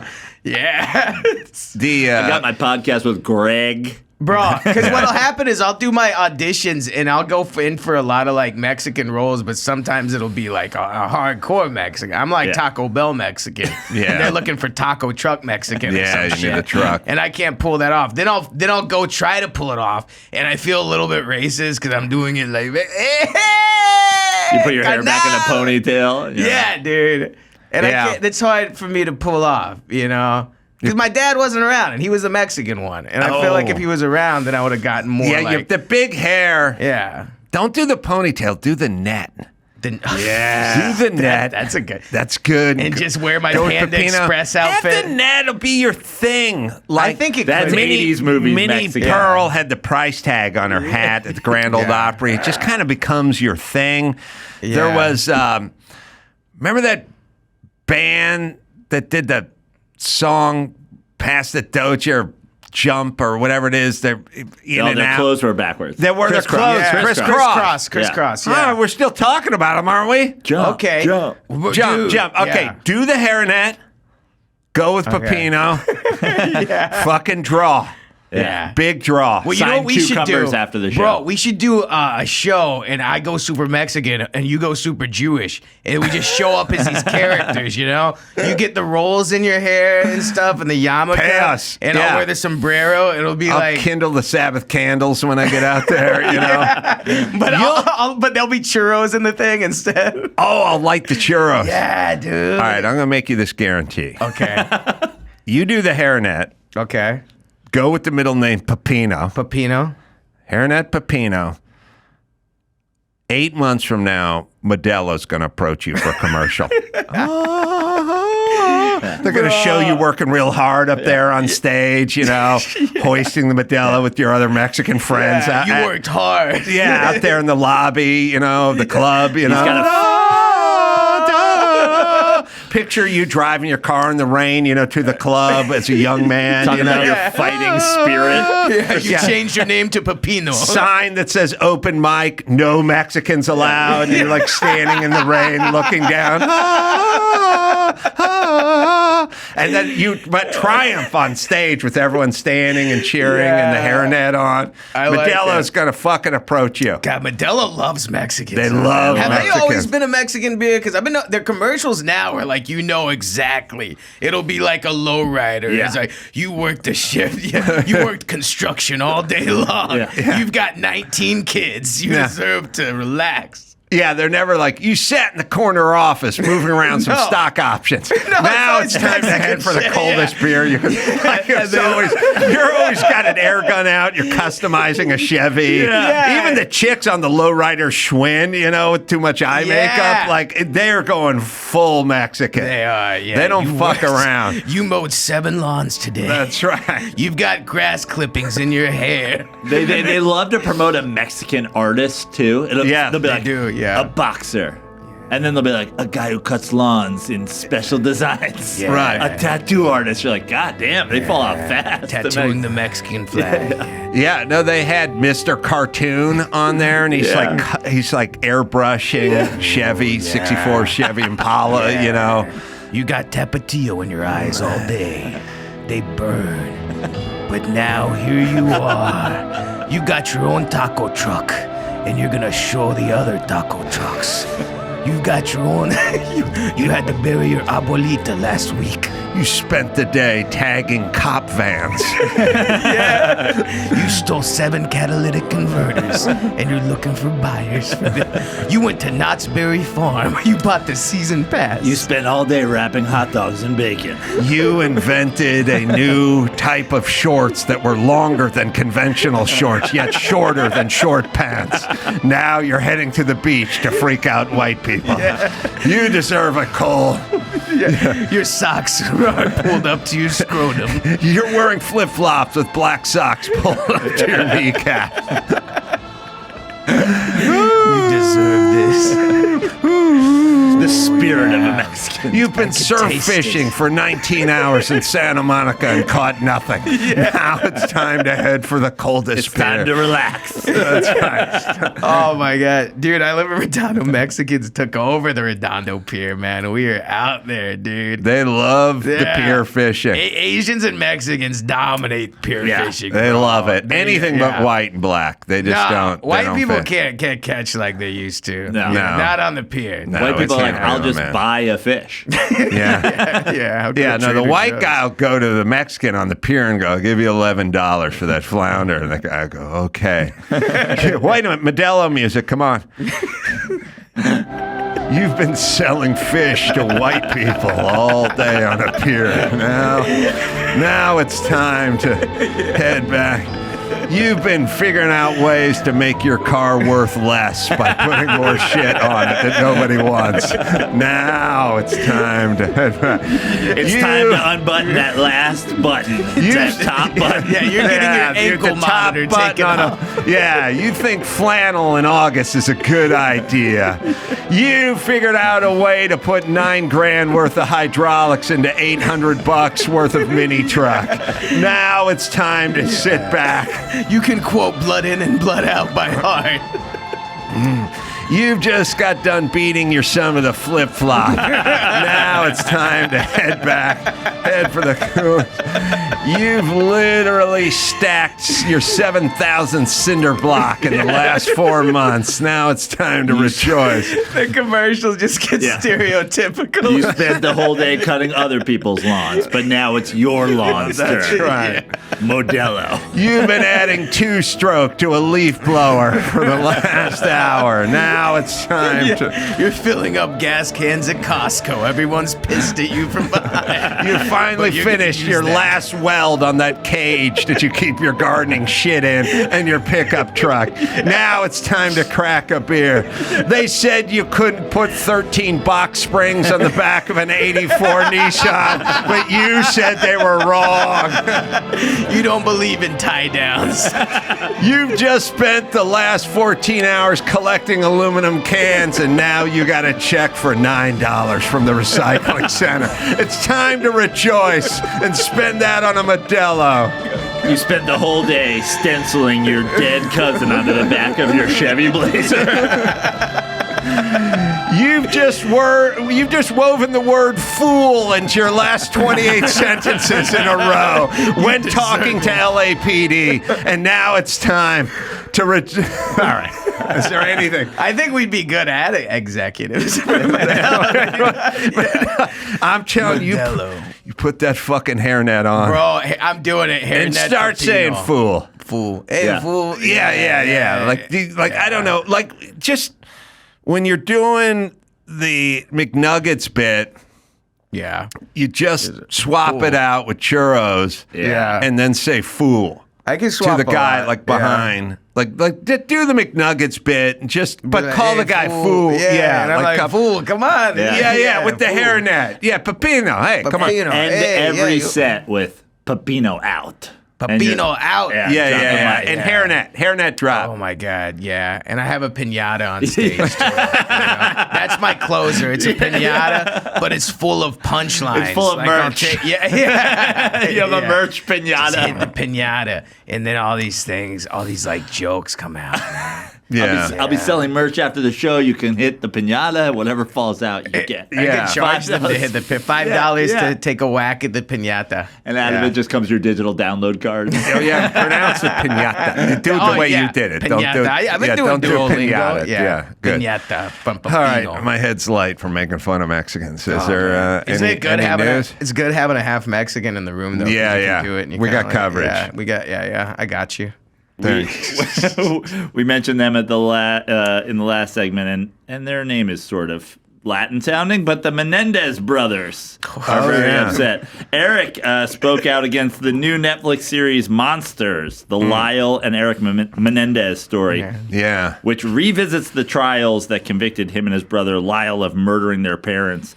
In a statement shared by his wife, Tammy Menendez, on X, Eric criticized the show, saying it's misleadingly portrayed him and his brother, and there are blatant lies rampant in the show. He accused creator Ryan Murphy of intentionally distorting the facts surrounding their crime. I just saw a little of it. They both were 18 and in a shower together, like lathering each other up, It's not like murdering your parents is risque enough. Let's put some incest in there. Yeah. Well, okay. My feeling is it is a Ryan Murphy show, right? Oh, dude, I can't wait till Ryan Murphy does a P. Diddy thing. What else does he do? He did American Horror Story and and then he did like the OJ one. Yeah, he does any FX thing, all the FX. So it's like dramas, super reality. Yeah. See, Menendez, they're Mexican, but they look white, right? Are they Mexican? I guess their dad is. You just murdered your parents. Kitty, their mom, El Gato, is. See what I did there? I see that. You telling me if one of those guys' name was Pepino that they were going to jail? Lyle's in jail, but Pepino's free today. Would have skated, yeah. When did that happen? That was a long time ago. It was the 90s, right? Yeah, it was like mid. They've been in for 30 years plus. In 1989 is when they shot and killed Jose and Kitty in '93. Their trial. They're Cuban, which is kind of that's the good Mexican. That's sea Mexicans. That's what I call them. Sea Mexicans, Mexicans of the sea. Oh, I thought you meant like communist Mexicans. No, it's like the military by land, by air, by sea. They get there. Yeah, there's different kinds, just like. There's Vietnamese and then there's Japanese. Which one do you want performing surgery on your son? You know what I mean? That's the way we got. That's what we got with Cubans and Mexicans. You know what I'm saying?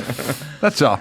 Yeah. All right. So I couldn't as a person that's had an article or two written about them, you won't get 2 lines in before you go, oh, this is totally wrong. This is totally wrong. So I couldn't imagine watching a 9-part series on me without going every 8 seconds. This is fucking wrong. And it's always wrong in the wrong direction. It shows you with one of those corrective helmets on as a kid. Taking a shower with my sister in my 20s with my helmet on going, this rarely happens. Yeah, they didn't get it wrong.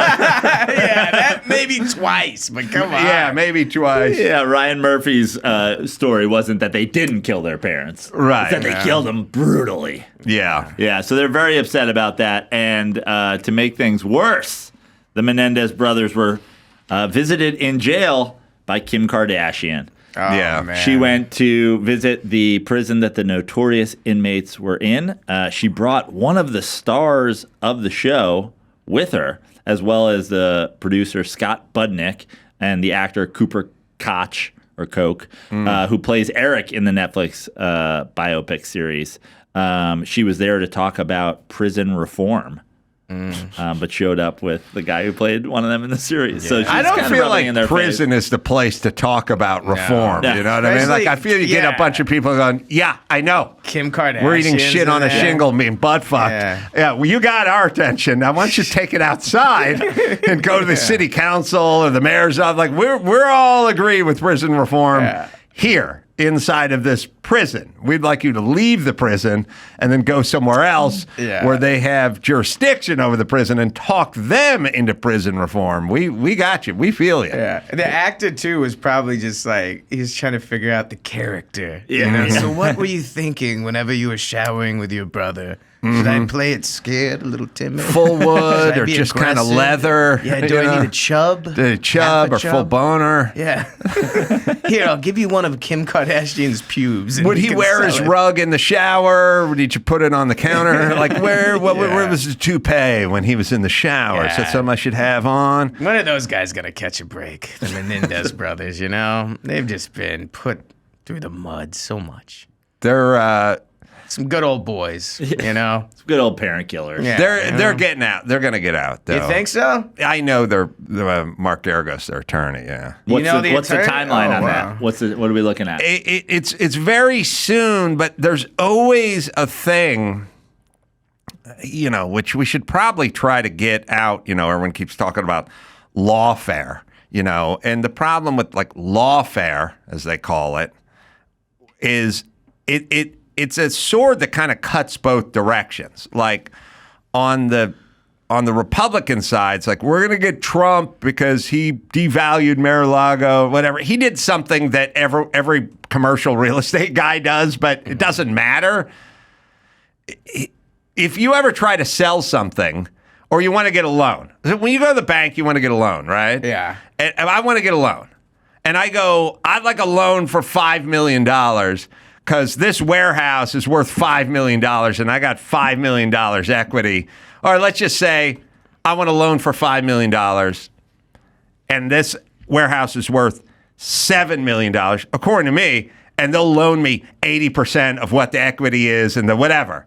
Oh, okay. They don't go, okay. They send a guy over and he takes a whole bunch of comps and then the guy comes back and he goes, it's worth 2.7. Mm-hmm. And then I go, I say it's worth 7. And they go, yeah, I know. But all the comps say it's worth 2.7. So we will loan you 1.9. And that's how the conversation goes with everything. Okay. So there is no you dictating to the bank what it's worth. They dictate to you. And they always lowball because it's their money, and they don't want the liability of overestimating your shit. So anybody who ever gets a house or property or whatever, you get it appraised. Dawson, you got a home. You've done well with the home. Maybe, for the sake of argument, it's worth $1.1 million today. You've looked it up. You've talked to a few people, whatever. You want to get take out a second or whatever, business loan, whatever. You get your license. You get that fucking house appraised, $775. That's it. Cry all you want. It'll be, you could sell it tomorrow for 1-1, right? But it's $7.75, right? So that's about it. That's what Trump did with his real estate, but they don't like Trump, so they're going to get Trump. On the other side of the aisle, there's the complete other side. There's Alec Baldwin. Alec Baldwin didn't do anything. He's on his third reopening the investigation. The new DA. Because the DA want to make a name for themselves. So they go, when I was elected, I promised I'd get Trump. Okay, that's a great society we have. Now you're going to go get Trump. And then you want to make a name for yourself, so you're going to get Alec Baldwin, because that's a big scalp you can hang on your thing. Now, I don't think the law should work this way, where we go, well, if it wasn't Alec Baldwin, who would give a shit? You know, other than Trump. Every other real estate guy in Manhattan does this too. We don't give a shit, but we don't like this guy. I don't know, pardon me, call me naive, but I don't like the system where they think. And so you talk to like Garagos, and it'll be like, well, the Menendez will get out, but there's an election for a new DA, and he doesn't want to pardon the guy. Right. He doesn't want to pardon the Menendez brothers during the election, because then he's not going to get elected, and they're going to hold it against it. I'm like, this is an interesting way to conduct our legal system, where everyone's running for something. You don't want to get fragged for pardoning killers. You run on a platform of busting Donald Trump before you were elected. Like, I don't know. I don't think it's a way to conduct. I don't think it's a good way to conduct the legal system. Yeah, that's just me. The idea of pardons in general is a pretty fucking crazy part of our legal Pardons system. are wild. You can just There's we're going to have a whole justice system, but then if one guy's like, nah, you're good. Yeah, we're good. I know. All right. On the last minutes of your campaign. We have a couple of NFL stories. Jerry Jones says he doesn't recall making 8.5-inch dick comment to Jamie Foxx. There's a viral video going around of Jerry Jones talking to Jamie Foxx, who is on live, and he mentions the size of one of his players' penises. And it's now making the ride. The remark appeared to happen sometime in the past few years when he and the Ray actor were watching a Cowboys training camp in Southern California. Oh, so unearthed footage. Yeah. Hey, that's pretty good right there. He showed balance. 5'9.5", 210. 5'9", 210. 4'1". Okay.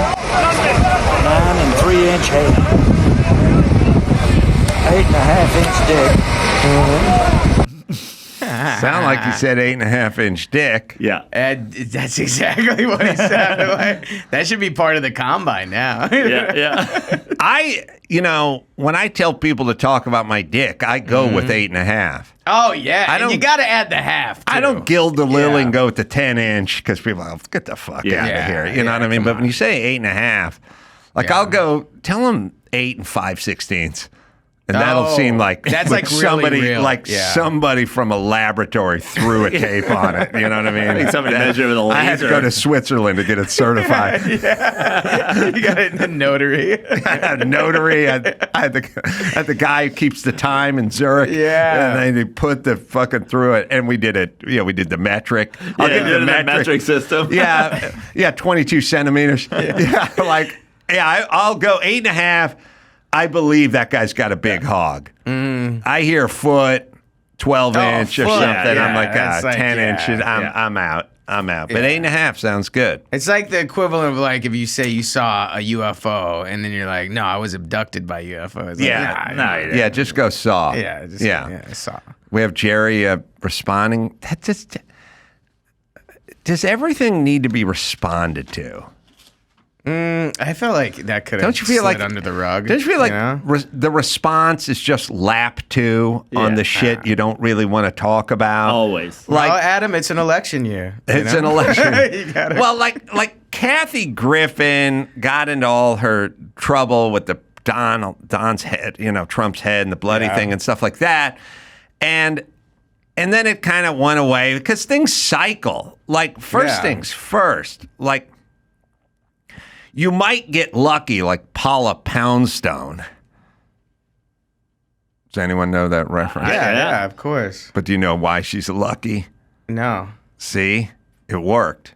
Joe? No. I It know worked. something happened. Did she hit a kid or something? There was like weird stories about her babysitting kids and driving drunk with the kids in the car. And like it was camping. a different time. It was like camping. Yeah, it was 2001. It's like camping with the kids in the room. There's all kinds of weird Paula Poundstone kid stories. The day she went to court was the day the 2 planes hit the towers. No, really? Yeah, that's why. Well, so the news cycle, you know what I mean? Like you get a big news cycle, you know, Kobe goes down in a helicopter. Yeah. You're off. You're out. But slow news cycle, you can hang out for a while. It's luck of the draw. Nothing else is going on. Oh, that's interesting. But stuff moves so fucking fast. Totally. There's always, you know, Trump said this on the campaign trail. Kamala did that. You know, you just fucking lay low for 48 hours and they're off. Yeah. Or you can do what Kathy Griffin did, which is wait 2 weeks and then have a press conference with Gloria Allred and then have a full meltdown. And then we film it and then we go, oh, now lap 2, here we go. Just don't say anything. There's only two moves. Either you get ahead of it and you say it before they say it. Right. That always works. Like Letterman was like, I fucked an intern, but I'm still going to do the monologue tonight. Yeah. And they're like, okay. Yeah, like Dave Grohl called Letterman 3 weeks ago and was like, hey, just Dave to Dave. How'd you get out of that? You fucked an intern and then ended up looking like a hero? How did that work again? Oh, got ahead of it. Got ahead of it. Or you just never respond. Right. Or you just never I think respond. that would have worked, not responding with the Jerry Jones thing. Because this is a weird year, too. Where, like, something's like people have tried to assassinate Trump like 2 times, but it'll probably happen again. And that'll get I like that you coverage, just and then predicted the third one. All right, dude, it happens like every week now. We have Feels his clip. Do we have his clip? All right. Are you aware of this Jamie Foxx video that came out this past weekend, and do you have any comment on it? I'm not aware of the video. I'm aware of what the story was about, and so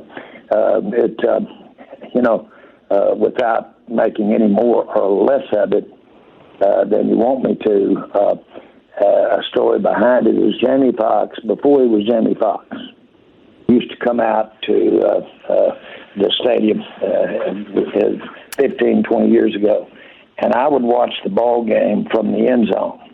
And I'd watch it in a little cubby hole that was about 2 or 3 people wide and about 3 chairs deep. Well, Jamie would come up. He lived in this area, and he'd come up, and he'd just come up there and watch the game with us. And we did that all the time when he lived in this area. So he's not only I think maybe the best, one of the best actors that I've ever seen or heard. He's also a great friend and great support. And so we have had a lot of experience watching players, talking about games. And so it's just kind of ironic, I think, when that was supposed to have happened a few years back, but I don't recall it. He went full Kamala Harris there. That's the new world order. Groceries are costing too much. What would you do to lower the prices of groceries? I grew up middle class. Oh, God. Yeah. We're in a neighborhood where people cared about their lawns. Okay. They're like, you're talking about your players' dicks? And he's like, Jamie Foxx is one of the great actors of our time. If you saw that movie where he played the homeless guy with Robert Downey Jr., he actually played the piano in that movie. That was not a stunt penis. Who even thought about penis, by the way? You're right. Those 88 keys with the penis. Oh, man. God damn it. Come on, Jerry. Shit. I said pianist, not penis.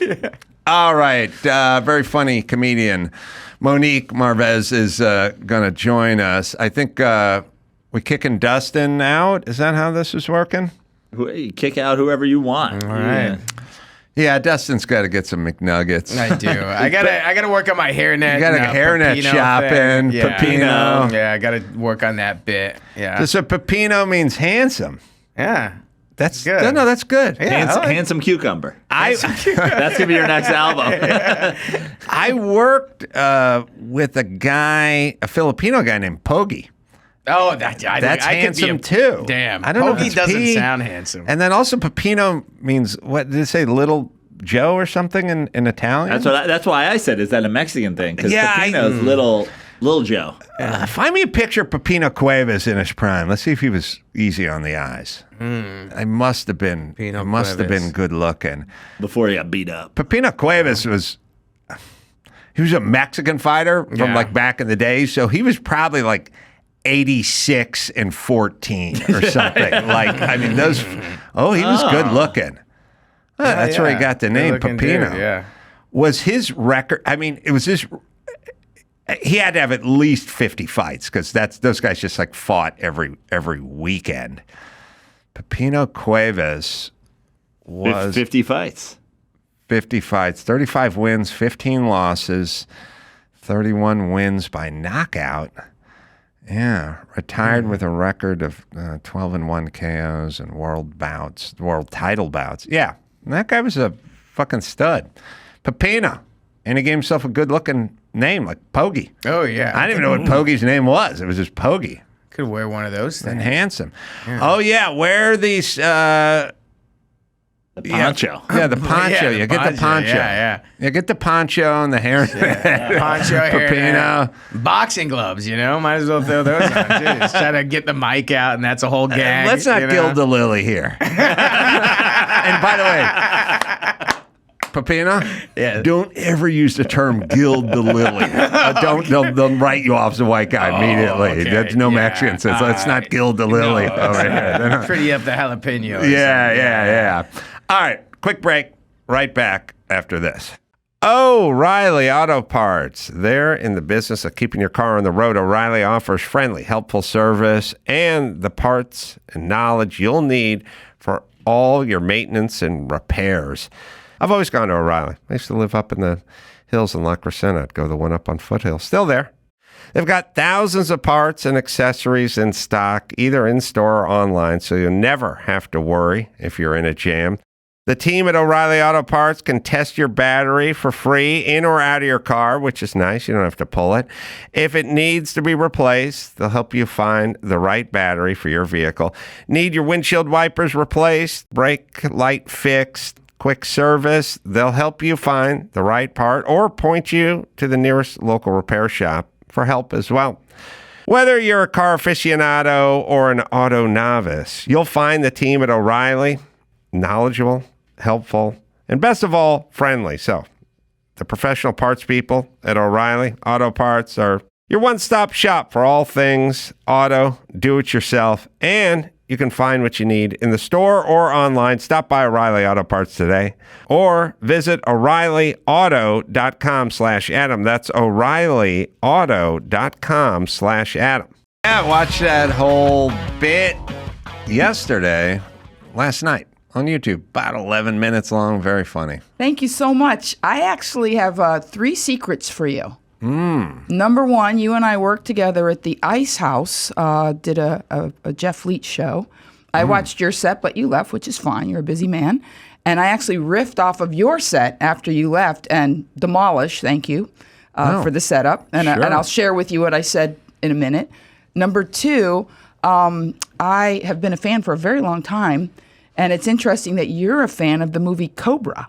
Because my friend Brian Thompson played the bad guy. Oh, he did? Yeah. He was the heavy? Yeah. In that, killed at the end? Yes. Back when fire used to shoot out of everything? Yes.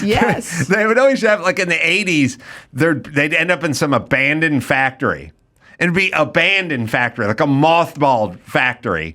And it hadn't been used for 27 years. But at some point, somebody would hit a big red button and conveyor belts would start moving and fire would start like shooting out of cauldrons and stuff. And it's like, I don't think this is how they mothball factories. So like you hit one button, like one teenager breaks into the place and whacks a button and fire just starts shooting out. Like they pretty much unhook stuff and depower stuff and put caps on stuff. And it doesn't work anyway. Sometimes new stuff doesn't shoot fire properly when it's supposed to. This is like somebody hits it, now Cobra's fighting the big guy at the end, and there's fire everywhere. I don't pay my gas bill for a month. No fire. No, this is like conveyor belts and chains. It's everything. It's completely fires up immediately. Yep, Brian Thompson. That's the guy. What else was that guy in? everything. He was in Dragonheart. He was the bounty hunter on what was the Truth Is Out There, X-Files. Was it true that he kind of thought he was going to be the next Schwarzenegger, like action, big muscle action guy? It wasn't that he thought it. He was told that by so many people. I mean, they just nabbed him off the Universal lot and threw him in Terminator. Oh, he was in the really? Universal show. Yeah. Super cool. I mean, we're close personal friends. Great guy. He's always like sitting around sharpening his knives. Yeah, he looks vicious in person. Sweating. Yeah. Yeah. He looks vicious. He even did a part on the Orville, that new show, and he played a horrible alien. He's always a horrible person. Hollywood is great because if you're scary looking or angry, you just play That's it. evil people. And if you have like 3 chins, you play dumb people. Mm-hmm. It's just like we just go, what's that guy? We're like 4-year-olds just looking at people going, that guy looks dumb, that guy looks smart, that guy looks mean, and that's how they do it. Now you've made me curious. What do I look like? You've sort of, I got you. I'm nice, but I don't trust you. That's how I would cast you. Okay, like, fair enough. This bitch is up to something. Okay, I like it. She seems nice. I like it. I have nothing to indicate that she's not, but don't turn your back on her. I like it. She'll steal your husband. Yeah. Ooh. Yeah. She knows what she wants and she knows how to get it. Wait, was that all 3 or was that 2 of the 3? That's 2 of the 3. Uh-huh. And the third one is I had a mishap one time in the tunnel over there. Mm-hmm. I had a mishap. There's a tunnel. There's a tunnel under the Yeah. at the end of the street. Tunnel. You know, very scary. like the thing about LA is LA doesn't really have tunnels because it's LA. But it does have the weird tunnel that goes underneath the freeway with the park on the other side or the side street on the other side, which is kind of our scary place for LA. It lures you. You think you're going to make it to the park. Yeah, you know what but I mean? At night, it's it's a a little dicey going through that weird little tunnel. Yeah, shortcut. What happened?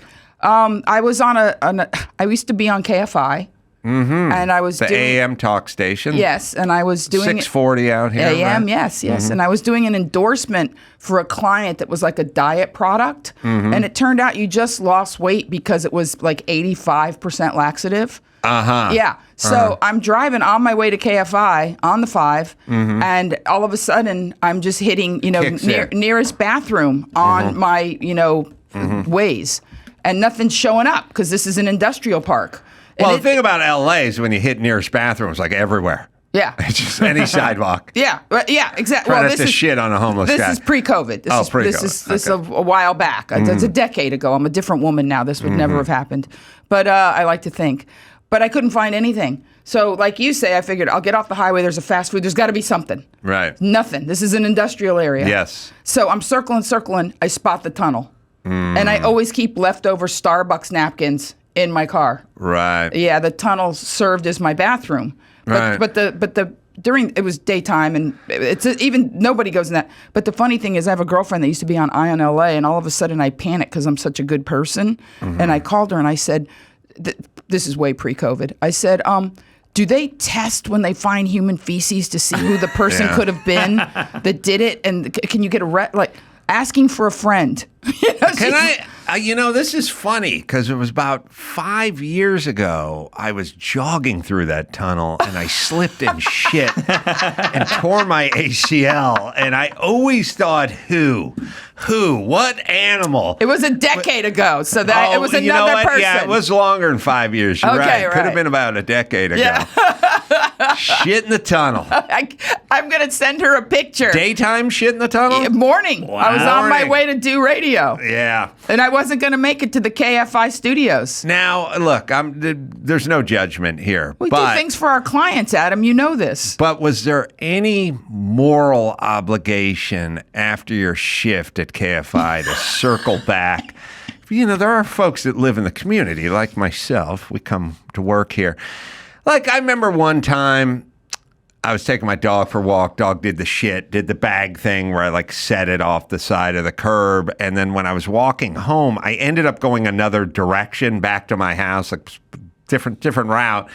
And then the next day I woke up and I was like, oh, I left that dog shit But I went and picked it up in my car because, I'm a decent person. No, I'm not. Did you feel some moral obligation? I called my friend. I called her because I was afraid that to pick it up. I was afraid if I went back, the police would be waiting. Like I was so naive about how these things work. Chalk outline. Yeah, a decade ago, I thought police tape around you could get in trouble ma'am, there's been an incident here. Because I know men get arrested for urinating out in public. So I'm an equal rights person. So did you circle back? No. So it's still there. Could be. Petrified. Could be. It's an interesting I covered it in Starbucks in napkins. Your morality. I covered it in Starbucks napkins. That helps. Now someone can step in it or light it on fire. So I was watching your special, your dry bar special. Yes, thank you. I'm shooting one soon myself. Yay. So, and how was that experience for you? It was fun. I'd not been to that part of Utah. And, it's so interesting. What a lot of road comics do well is we adjust. I was a hardcore road comic for many years. And when you get to a place, you spy. You walk around the streets and spy. So I realized before I even hit the stage, these people are young. They marry young. They have a particular compass that they judge their lives by. So by the time I hit the stage, I felt very confident that I had a beat on their town. And, the rest is history. It's gone so well for me. The bit that I was watching about relationships, I think it had like 4.5 million views or some version. Oh, one of them has like 30 million now. 30 million views. Yeah. So, off the charts. But obviously you have to strike chords and notes that are true. Yes. And I talk to Dr. Drew about this all the time, which is, I said, and I don't know that most women realize this, or maybe they don't care, but most women I speak to, I treat like special needs kids, like they don't need to know about this, or this is going to upset them, or they're not going to be able to understand what you're saying, or it's not going to work, this conversation, which is, I don't have that governor with men. Like, if I see Joe, I go, I got an idea. I'll tell Joe, and this is my idea. I'm going to say, when I talk to women, I go, I don't think she's going to understand what I'm talking about, or tune out, or not really not care, or get confused. So I'm just not going to get into this with this woman I'm going to speak to.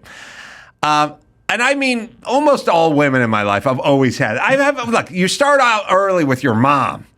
Like, I got 1,000 things I could have talked to my mom about, but I would just roll the exit through my head going, she's not going to understand this. No, she won't get the reference. No, she's not going to get the joke. She's not going to. And then so at some point we end up talking about muffins.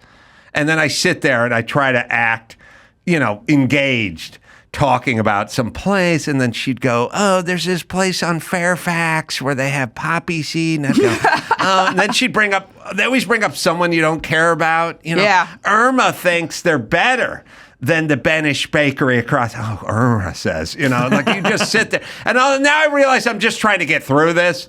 Like I'm essentially at the DMV just waiting for my fucking ticket to be pulled so I could get the fuck out of here. Do most women understand that's how we relate to them?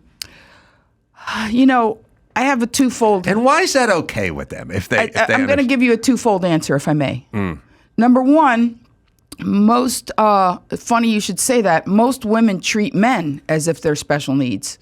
So the reverse is going on in a different way. Most women. I know that's the common refrain.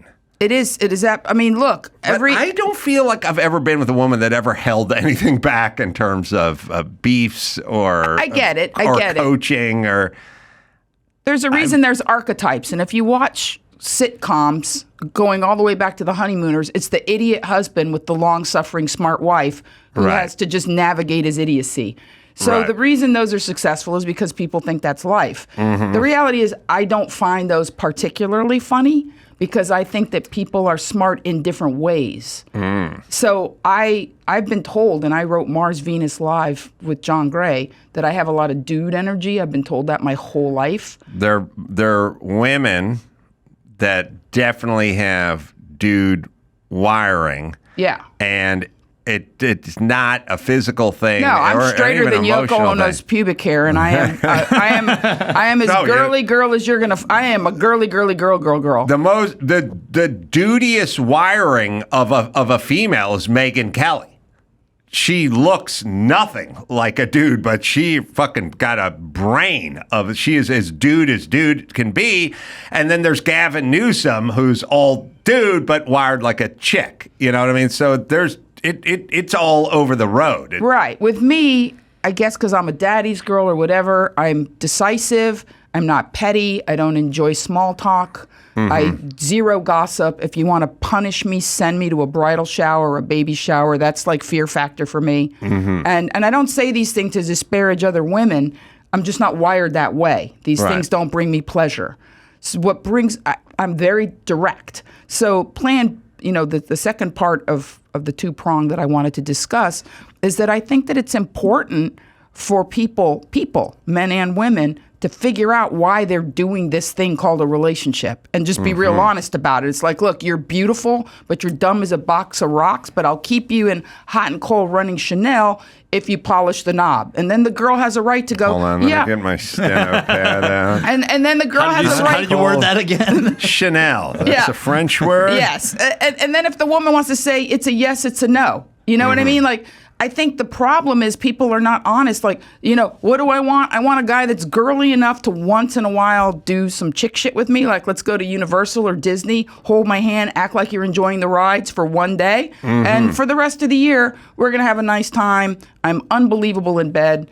And I'm very direct. Like, I tell men, like, if you're going to cheat on me, good on you. But I'm super smart. If I catch you, we're done.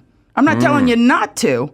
You're a man, but if you're enjoying my company, that's a deal breaker. I catch you, we're done. So you give me that speech, and I'd be like, so right now you don't know anything? I know nothing. Okay. Yeah, honestly. All right. No, I'm factoring this in. No, I caught my first so husband cheating. I was very young. I was in my 20s. I'm Catholic. I'm Hispanic. Divorce is not a great thing. So I called him on the phone at work. ×3, according to the special. We got stuff to talk. So I called him at work, and I told him, I will grant you amnesty if you stop now. How'd you catch him? Women know everything. We have a piece of equipment called the dictar. It's behind our uterus. We just don't tell you, but it's like a radar for your penis. Well, that's interesting because I have a behymen. Okay, there you go. I wonder if I could pierce my behymen with your dictar. There you go. So, do you guys want me to step out? No. Yeah, let's see if we can get that hymen busted with the dictar. I'm in. So I called him. I said, it can't just be pure dictar. Like you had to find something. I lived in Miami, the capital of Cuba, and we had a 24-hour racquetball court. This was in the 80s when people did blow. And he all of a sudden started playing a lot of racquetball with his brother at night. Yeah. Like I'm not stupid. But I let it run. I figured it'll run a course. I let it go a couple weeks, 2-3 weeks. How long were you married at this point? A year and a half. A year. That's pretty newlyweddy for. But we dated cheating. A long time because we're like Catholic, like high school sweethearts. All right. Hispanic and Catholic. So he's up to something. I know he's up to something. And you sit on it for a little while? I did. I actually did. And then I called him at work and I said, were you like cold in bed and in general? And No. Didn't see, because most women with women wiring would show that something was amiss. I thought I was going to let it run its course. I figured we'd been together since we were young. But you're like making love and cooking dinner and no problema? No, because again, when you're with someone since you're like 16, 17, you know what I mean? I thought it might be like workrise intrigue. I don't know what you mean in that. Meaning, what I'm saying is if I was with a woman and she knew I was cheating, her demeanor would change on a daily basis. You know how you said don't trust that chick? I use my formidable intelligence to control my chick emotions. That's what I'm saying. A dude might keep the poker face going. Oh, no, I can keep a poker face. Ironically, Lady Gaga. Yeah, no, I can keep a poker because no, but I'm saying most women would have it a little more in their sleeve. Even most with the plan, would scream bloody murder the minute you came through the door. You'd be in bed and your hand would start rubbing their shoulder and they'd roll over the other direction. But not you. You got dude energy. No, because logic dictates, that if it's just a temporary thing, the flame will burn out and it'll do whatever it does. The dictar dictates. Amen. So you call him. So I call him at work. I'll never forget it because it was the Friday in January in '86 when the space shuttle exploded, Space Shuttle Challenger. I'll never forget it. It's a big day, right? And I was crying all day, so people thought I was crying over the space. I was hiding in plain sight. I'm like, that's an American. Because I called him at work and I said, whatever you're doing, stop now, and I will grant you amnesty and we will be fine. So he pulled out of his guma. And he said, I don't know what you're talking about. Oh. I go, you've known me since I was 14. You know I'm bruja. You know I know things. I'm telling you, stop now, and we're good. He kept denying it. He told me I was crazy, and I was like, all right, I'm done with you. Oh, so he didn't stop. He denied it. He denied it. He didn't stop, and I filed for divorce Monday. Wow, Friday to Monday. Friday to Monday. Yeah, you did the move that cops do where they go like, get back in the car and you won't be arrested. And they go, I don't get it, bro. And they go, just get back in the car and you won't be arrested. And they go, dude, you pulled. And they go, okay, now you're being arrested. Like, I don't know why people do that, but they fucking do it all of the time. And I'm like, you could have just went, sorry, I was drunk. Yeah. Now I'm back. Yeah. But he didn't. No. What became of him? Truth, he's dead. And when he was sick, he was dying of Hodgkin's. He called me because he knew I was very intuitive. And I went to the hospital and visited him. How long ago was this? 2 years after we parted company. And 2 years? Wow. Well, here's what happened. I went to the hospital. Is he in his early 30s or something? Yeah. And I'm very intuitive, Adam. I'm bruja. So I went to the hospital and I told him, I said, you can't go home. Your mother is a toxic person, and if you want to live, you have to get your own apartment and go through chemo and heal. Truth, everything I'm going to tell you is 100% true. He said, I can't do that. I'm very sick. I can't do it. He had an identical twin. I said, tell Carlos to help you move and just say you want to be by yourself while you're healing. He moved. He lived. He died 10 years later. His identical twin came down with the same form of cancer, which was very virulent, unusual form. The brother lived because his twin had died, but the twin my husband lived an additional 10 years. I went to lunch with him the day that he banked sperm. He got remarried. He had 2 kids, and he came out of remission and died. But I specifically went to the hospital to beg him to take certain strong psychological, precautions against not healing properly. Wow. So he died at what age? 43. Wow. Yeah. And look at you with your dry bar special. Yeah, 62. Well, yesterday was my birthday. Today's really? day 1 of being 62. It's day 1 of 2. Day 1. I'm so excited. I think we have some sort of cake offering in the next room. I think we do, yeah. That's makes you feel better. Yeah, well, I've never been happier or felt better. And I was very excited about this. I'm a fan. I like you. Yeah, thanks. You know what I was thinking about? I pay for everything, but I don't think of everything. I'm not a fan of that, by the way. I'm not a fan of the part where I pay for everything, but the person who thought of using my money to buy something gets all the credit. Yeah. I had this great conversation with my daughter about 6 months ago when she was yelling at me about something.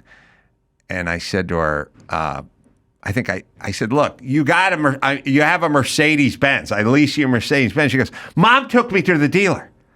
I'm like, oh, she drove you. Oh, well, now she went from La Canyada to Glendale one afternoon while it's not working. And then, because I was at work. And then gave them my financial information? Then she gets the credit for this Mercedes-Benz you're driving around, which is a kind of a world because money's invisible now. No one really cares. It's just the person that drives them to the dealer is the person that got them the car, not the person that pays. I have some girlfriends that have ostracized me because I went to dinner with I'm not a drinker. Mm-hmm. So I went to happy hour. I always order the Diet Coke, and then they say, let's split the check, and I get stuck with 2 glasses of Opus One. Yeah, all the time. No, I did that with somebody. We went out to eat, and they added a lobster tail, and the velvet cake for their wife to take home. Oh my goodness! And then with the bill came. It's like, oh, just split it? Yeah, just split it. I was like, okay, you got to factor in the lobster tail and the take home on, Agreed. So these women were all talking about equal rights and blah, blah, blah. And me, the jerk, with the Diet Coke said, hey, when you meet a guy on Bumble and it's a date, but it's, you haven't committed to anything. You're not dating. You're not going to sleep with, you're not like, when the check comes, do you split the check? The four of them looked at me like I threw dentures in the punch bowl. Right. And they were like, no, the man pays. I said, why? And they couldn't, because the man pays. But why? It was like that rhetorical question when I went to Catholic school, who's the Holy Ghost? Right. And so I never Everyone's a feminist till the bill gets dropped I never on the get, table. but here's the thing. Not only do I always pay for myself, but if I want to do something that's above the man's pay grade, I will say, look, I understand that this is a challenge for you. I really want to do this thing. I'm absolutely willing to take you as my guest for the pleasure of you doing it with me. Like, if you can't go to this place with me, Knott's Berry Farm. to Paris. Oh, okay. I didn't know what pay grade you were dealing with. Well, no, but I'm saying like even Disney. Let's start with Disneyland or Knott's Berry. I don't date anybody that can't afford Knott's Berry, but just making a joke. Right, But no, Paris, but you know what I mean. If somebody's like, look, I can contribute part to the hotel or part to the meals. I get it. Like I was a celebrity and made a lot of money and had friends from like high school, and I grew up out here, and they were civilians, with like regular jobs, Right. and we wanted to go to Europe and watch a car race and stuff like that. And it was like I paid for the hotels and maybe the tickets to the event or something like that. It's Right. like you subsidize Right. because you want them to come with you. Exactly. Best blowjob I ever got. Really? Yeah, my buddy Chris. Yeah, from North Hollywood. Yeah, he didn't even know he was gay, but I paid for the room. You take him to see a Ferrari, he's in. Yeah, Goodwood Festival in England, but yeah.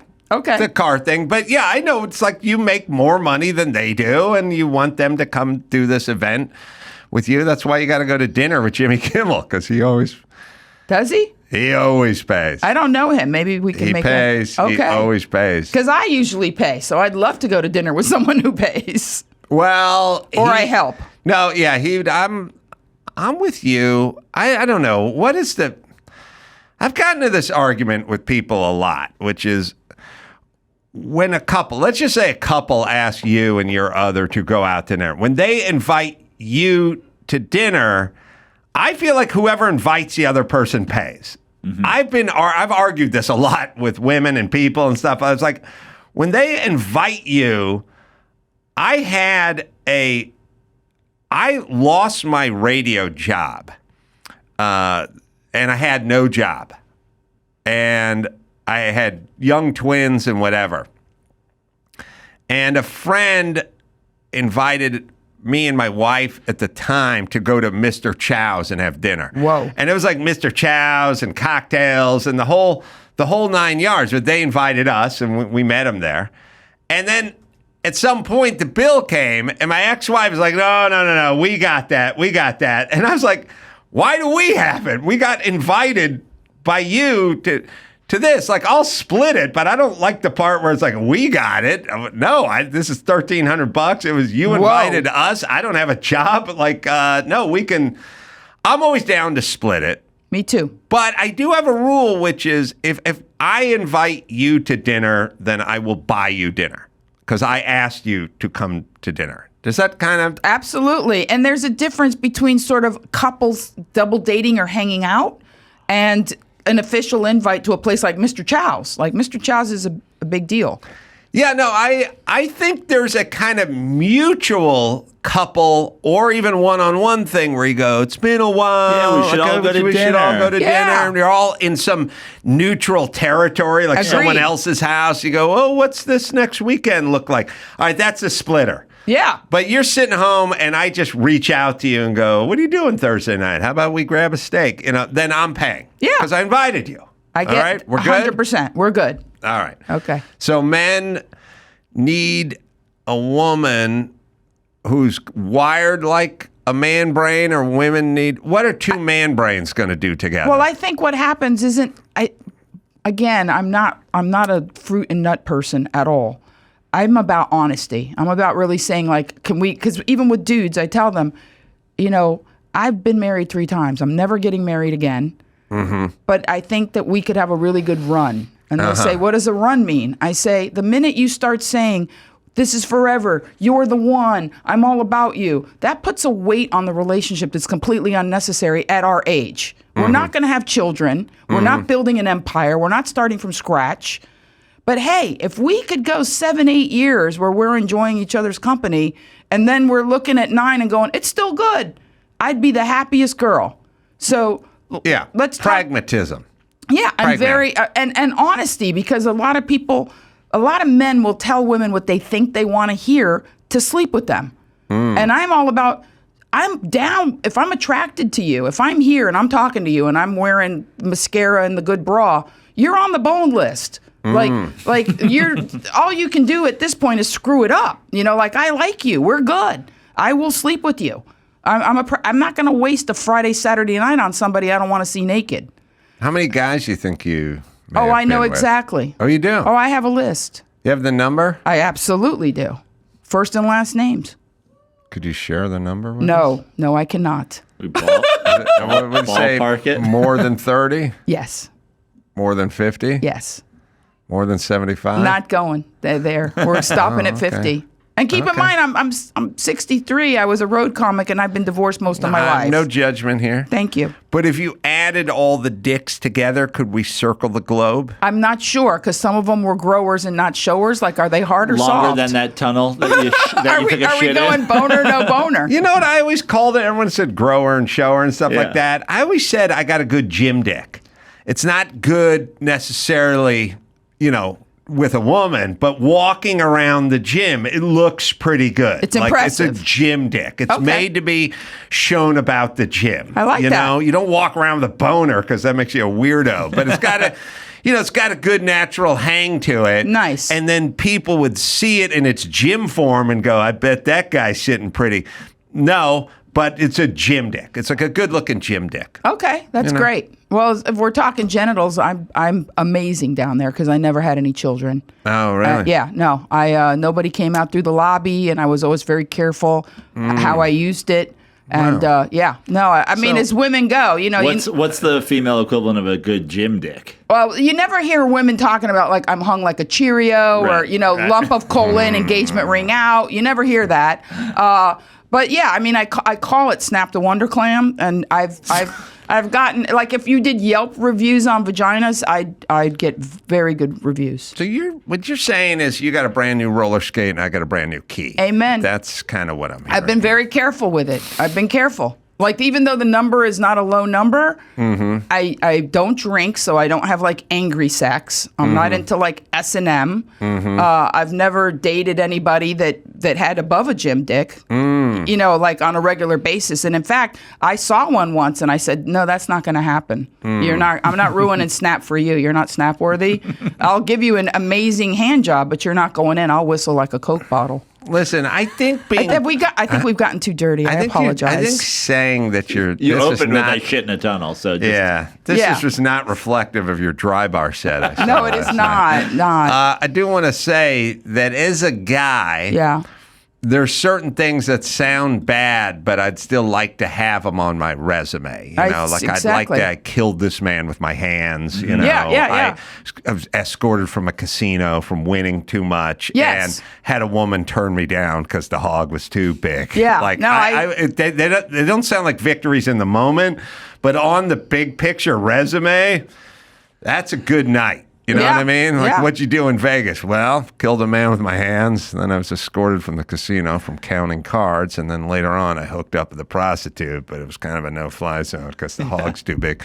Like, that's a pretty braggadocious Well, I weekend mean, they right need there. the money. I don't. I'm not a prostitute. But even the prostitute so I get to told pick me and choose. she's done it for a living, and even that's a really good story. It's called a feather in your cap. Yes. I think Byron's out there with a miniature cake with your name on it or somebody's name on it to That's so sweet.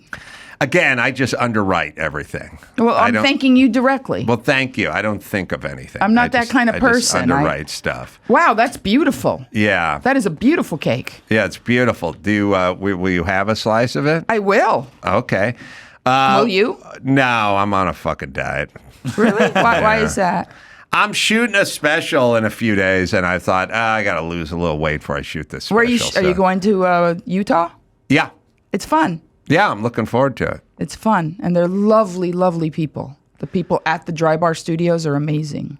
I know, it's so sad, but like conservative religious people, they're just so much nicer. We make fun of them all the time. I don't. But society does, but they're really just fucking better.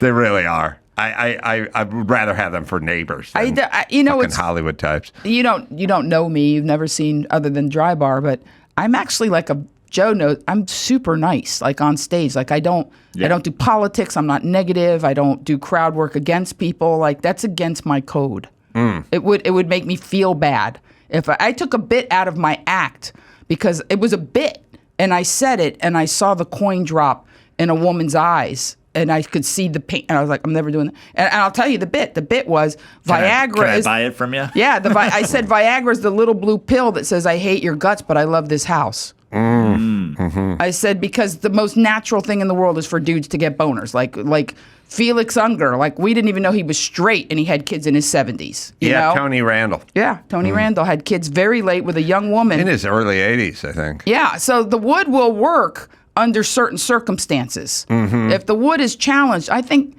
Forgive me if should I blow this out and are we done? Or are we talking about my wood or no? Referring to the candle? The candle. I'm sorry. We're talking about Jim Dick here. Yeah, no. Blow it out. Because I just it's so interesting how here we are in 2024 and people think they know so much, and we really don't. We really don't know how to treat each other with kindness and respect and still get the job done. You can be hilarious without ever really, making someone feel awful. I don't have. You can blow the candle. Thank you. By the way, Okay. I don't have. I have very little thoughts about kindness and respect, Okay. and I'm treating anyone with kindness and respect. I just go treat people fairly, Amen. and then everything takes care of itself. Then you're done. You don't have to really do anything past that, as long as you're. Do not treat people. Here's all you have to do in life. Okay. Do not factor yourself into any exchanges. What you want, whose money is it, who's paying, you're doing. People have a pretty big distinction between their shit and your shit. They have different modalities. They truly have different modalities. I had an old friend who used to use this warehouse with me, and my shit was all over the place that he would use. His shit was locked away, orderly, and taken care of, And I realized that people just have two modes.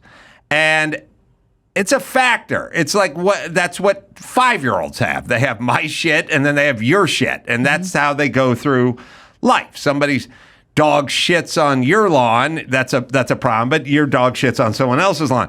Do not have two modes. Just have one mode. And if you just have one mode, then that's the golden rule, and then you're done.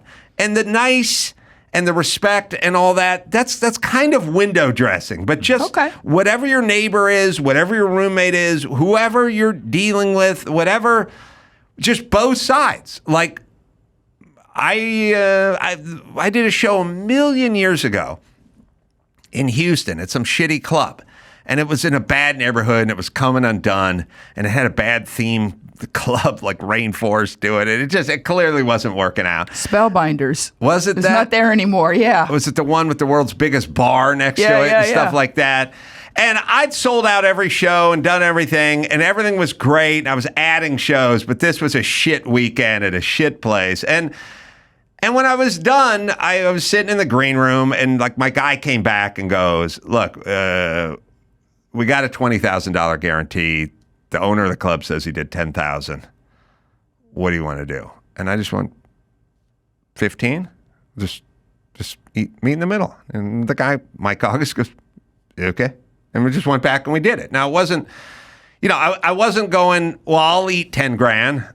But I understood he didn't do what he wanted to do. And we just met in the middle, and there was no problem, and he was fine with it, and I was fine with it. And Mike got a little less money, and I got a little less money, and I'm not a hero, but I'm just saying, like, it was just like what I would have been exactly happy what I would with. have done. And there's a way to go through life that way, but there's so many fucking people that are like, a guarantee's a guarantee, and whatever that is. Okay, but what if you were the owner of the club? Can you look at it from his perspective? Exactly. His perspective is he's out 10 grand. That's his perspective. Your perspective is it's called a guarantee and I want 20 grand. Okay, why don't we just meet in the middle and we can get on with our lives? That's actually kind, Adam. I think what you're saying to your dry bar crowd is do unto others as you would have them do unto you. Now, when I met the guy, I didn't tell him he was looking good and we didn't hug it out and there was nothing. I was not kind to him, or maybe I was through this act, but I was not complimentary. I get it. I didn't show him respect. I just went, here's what I think is fair. He seemed to be happy with this loss that wasn't as big a loss as it could have been. I got 15 grand for doing nothing. And we've all forgotten about it, except for now. So that's it. But I did not compliment him or ask him anything about losing his weight. Kids here it is. I shall treat you with dignity, fairness. I'd like my neighbors to do that. I'd like everybody in life. And then there would be no crime. There would be no violence. There'd be no anything. Sitting down, with the politicians and talking about a seat at the table and treated with dignity, it's all just fucking fluff talk.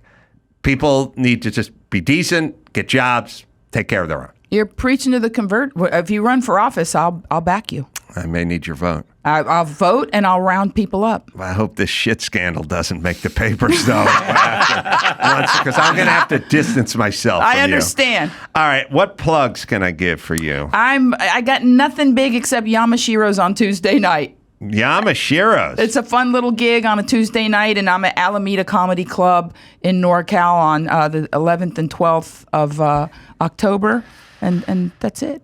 Well, thanks. And come back anytime. I would love to come back. I really, I didn't open strong. You don't start with the tunnel poop. But but when you drive by it and you see the scene of the crime and you realize you got away with it, sometimes that's that close. Inside. It's the insides, those prison cell confessions. Yeah. Yeah, it just came out. I'm sorry. The tunnel poop it's not good, but it's a good Bruce Springsteen song. Making me want this chocolate cake. All right, enjoy that. I'm going to be Friday. I'll be in Provo, and then I'll be in Casper, Wyoming at the Rialto Casper Theater. Then doing stand-up October 4th, and you can go down Carolla.com for all live stuff. Till next time, I'm Carolla for Joe Praino and Dustin Ybarra, Monique Marvez saying mahalo.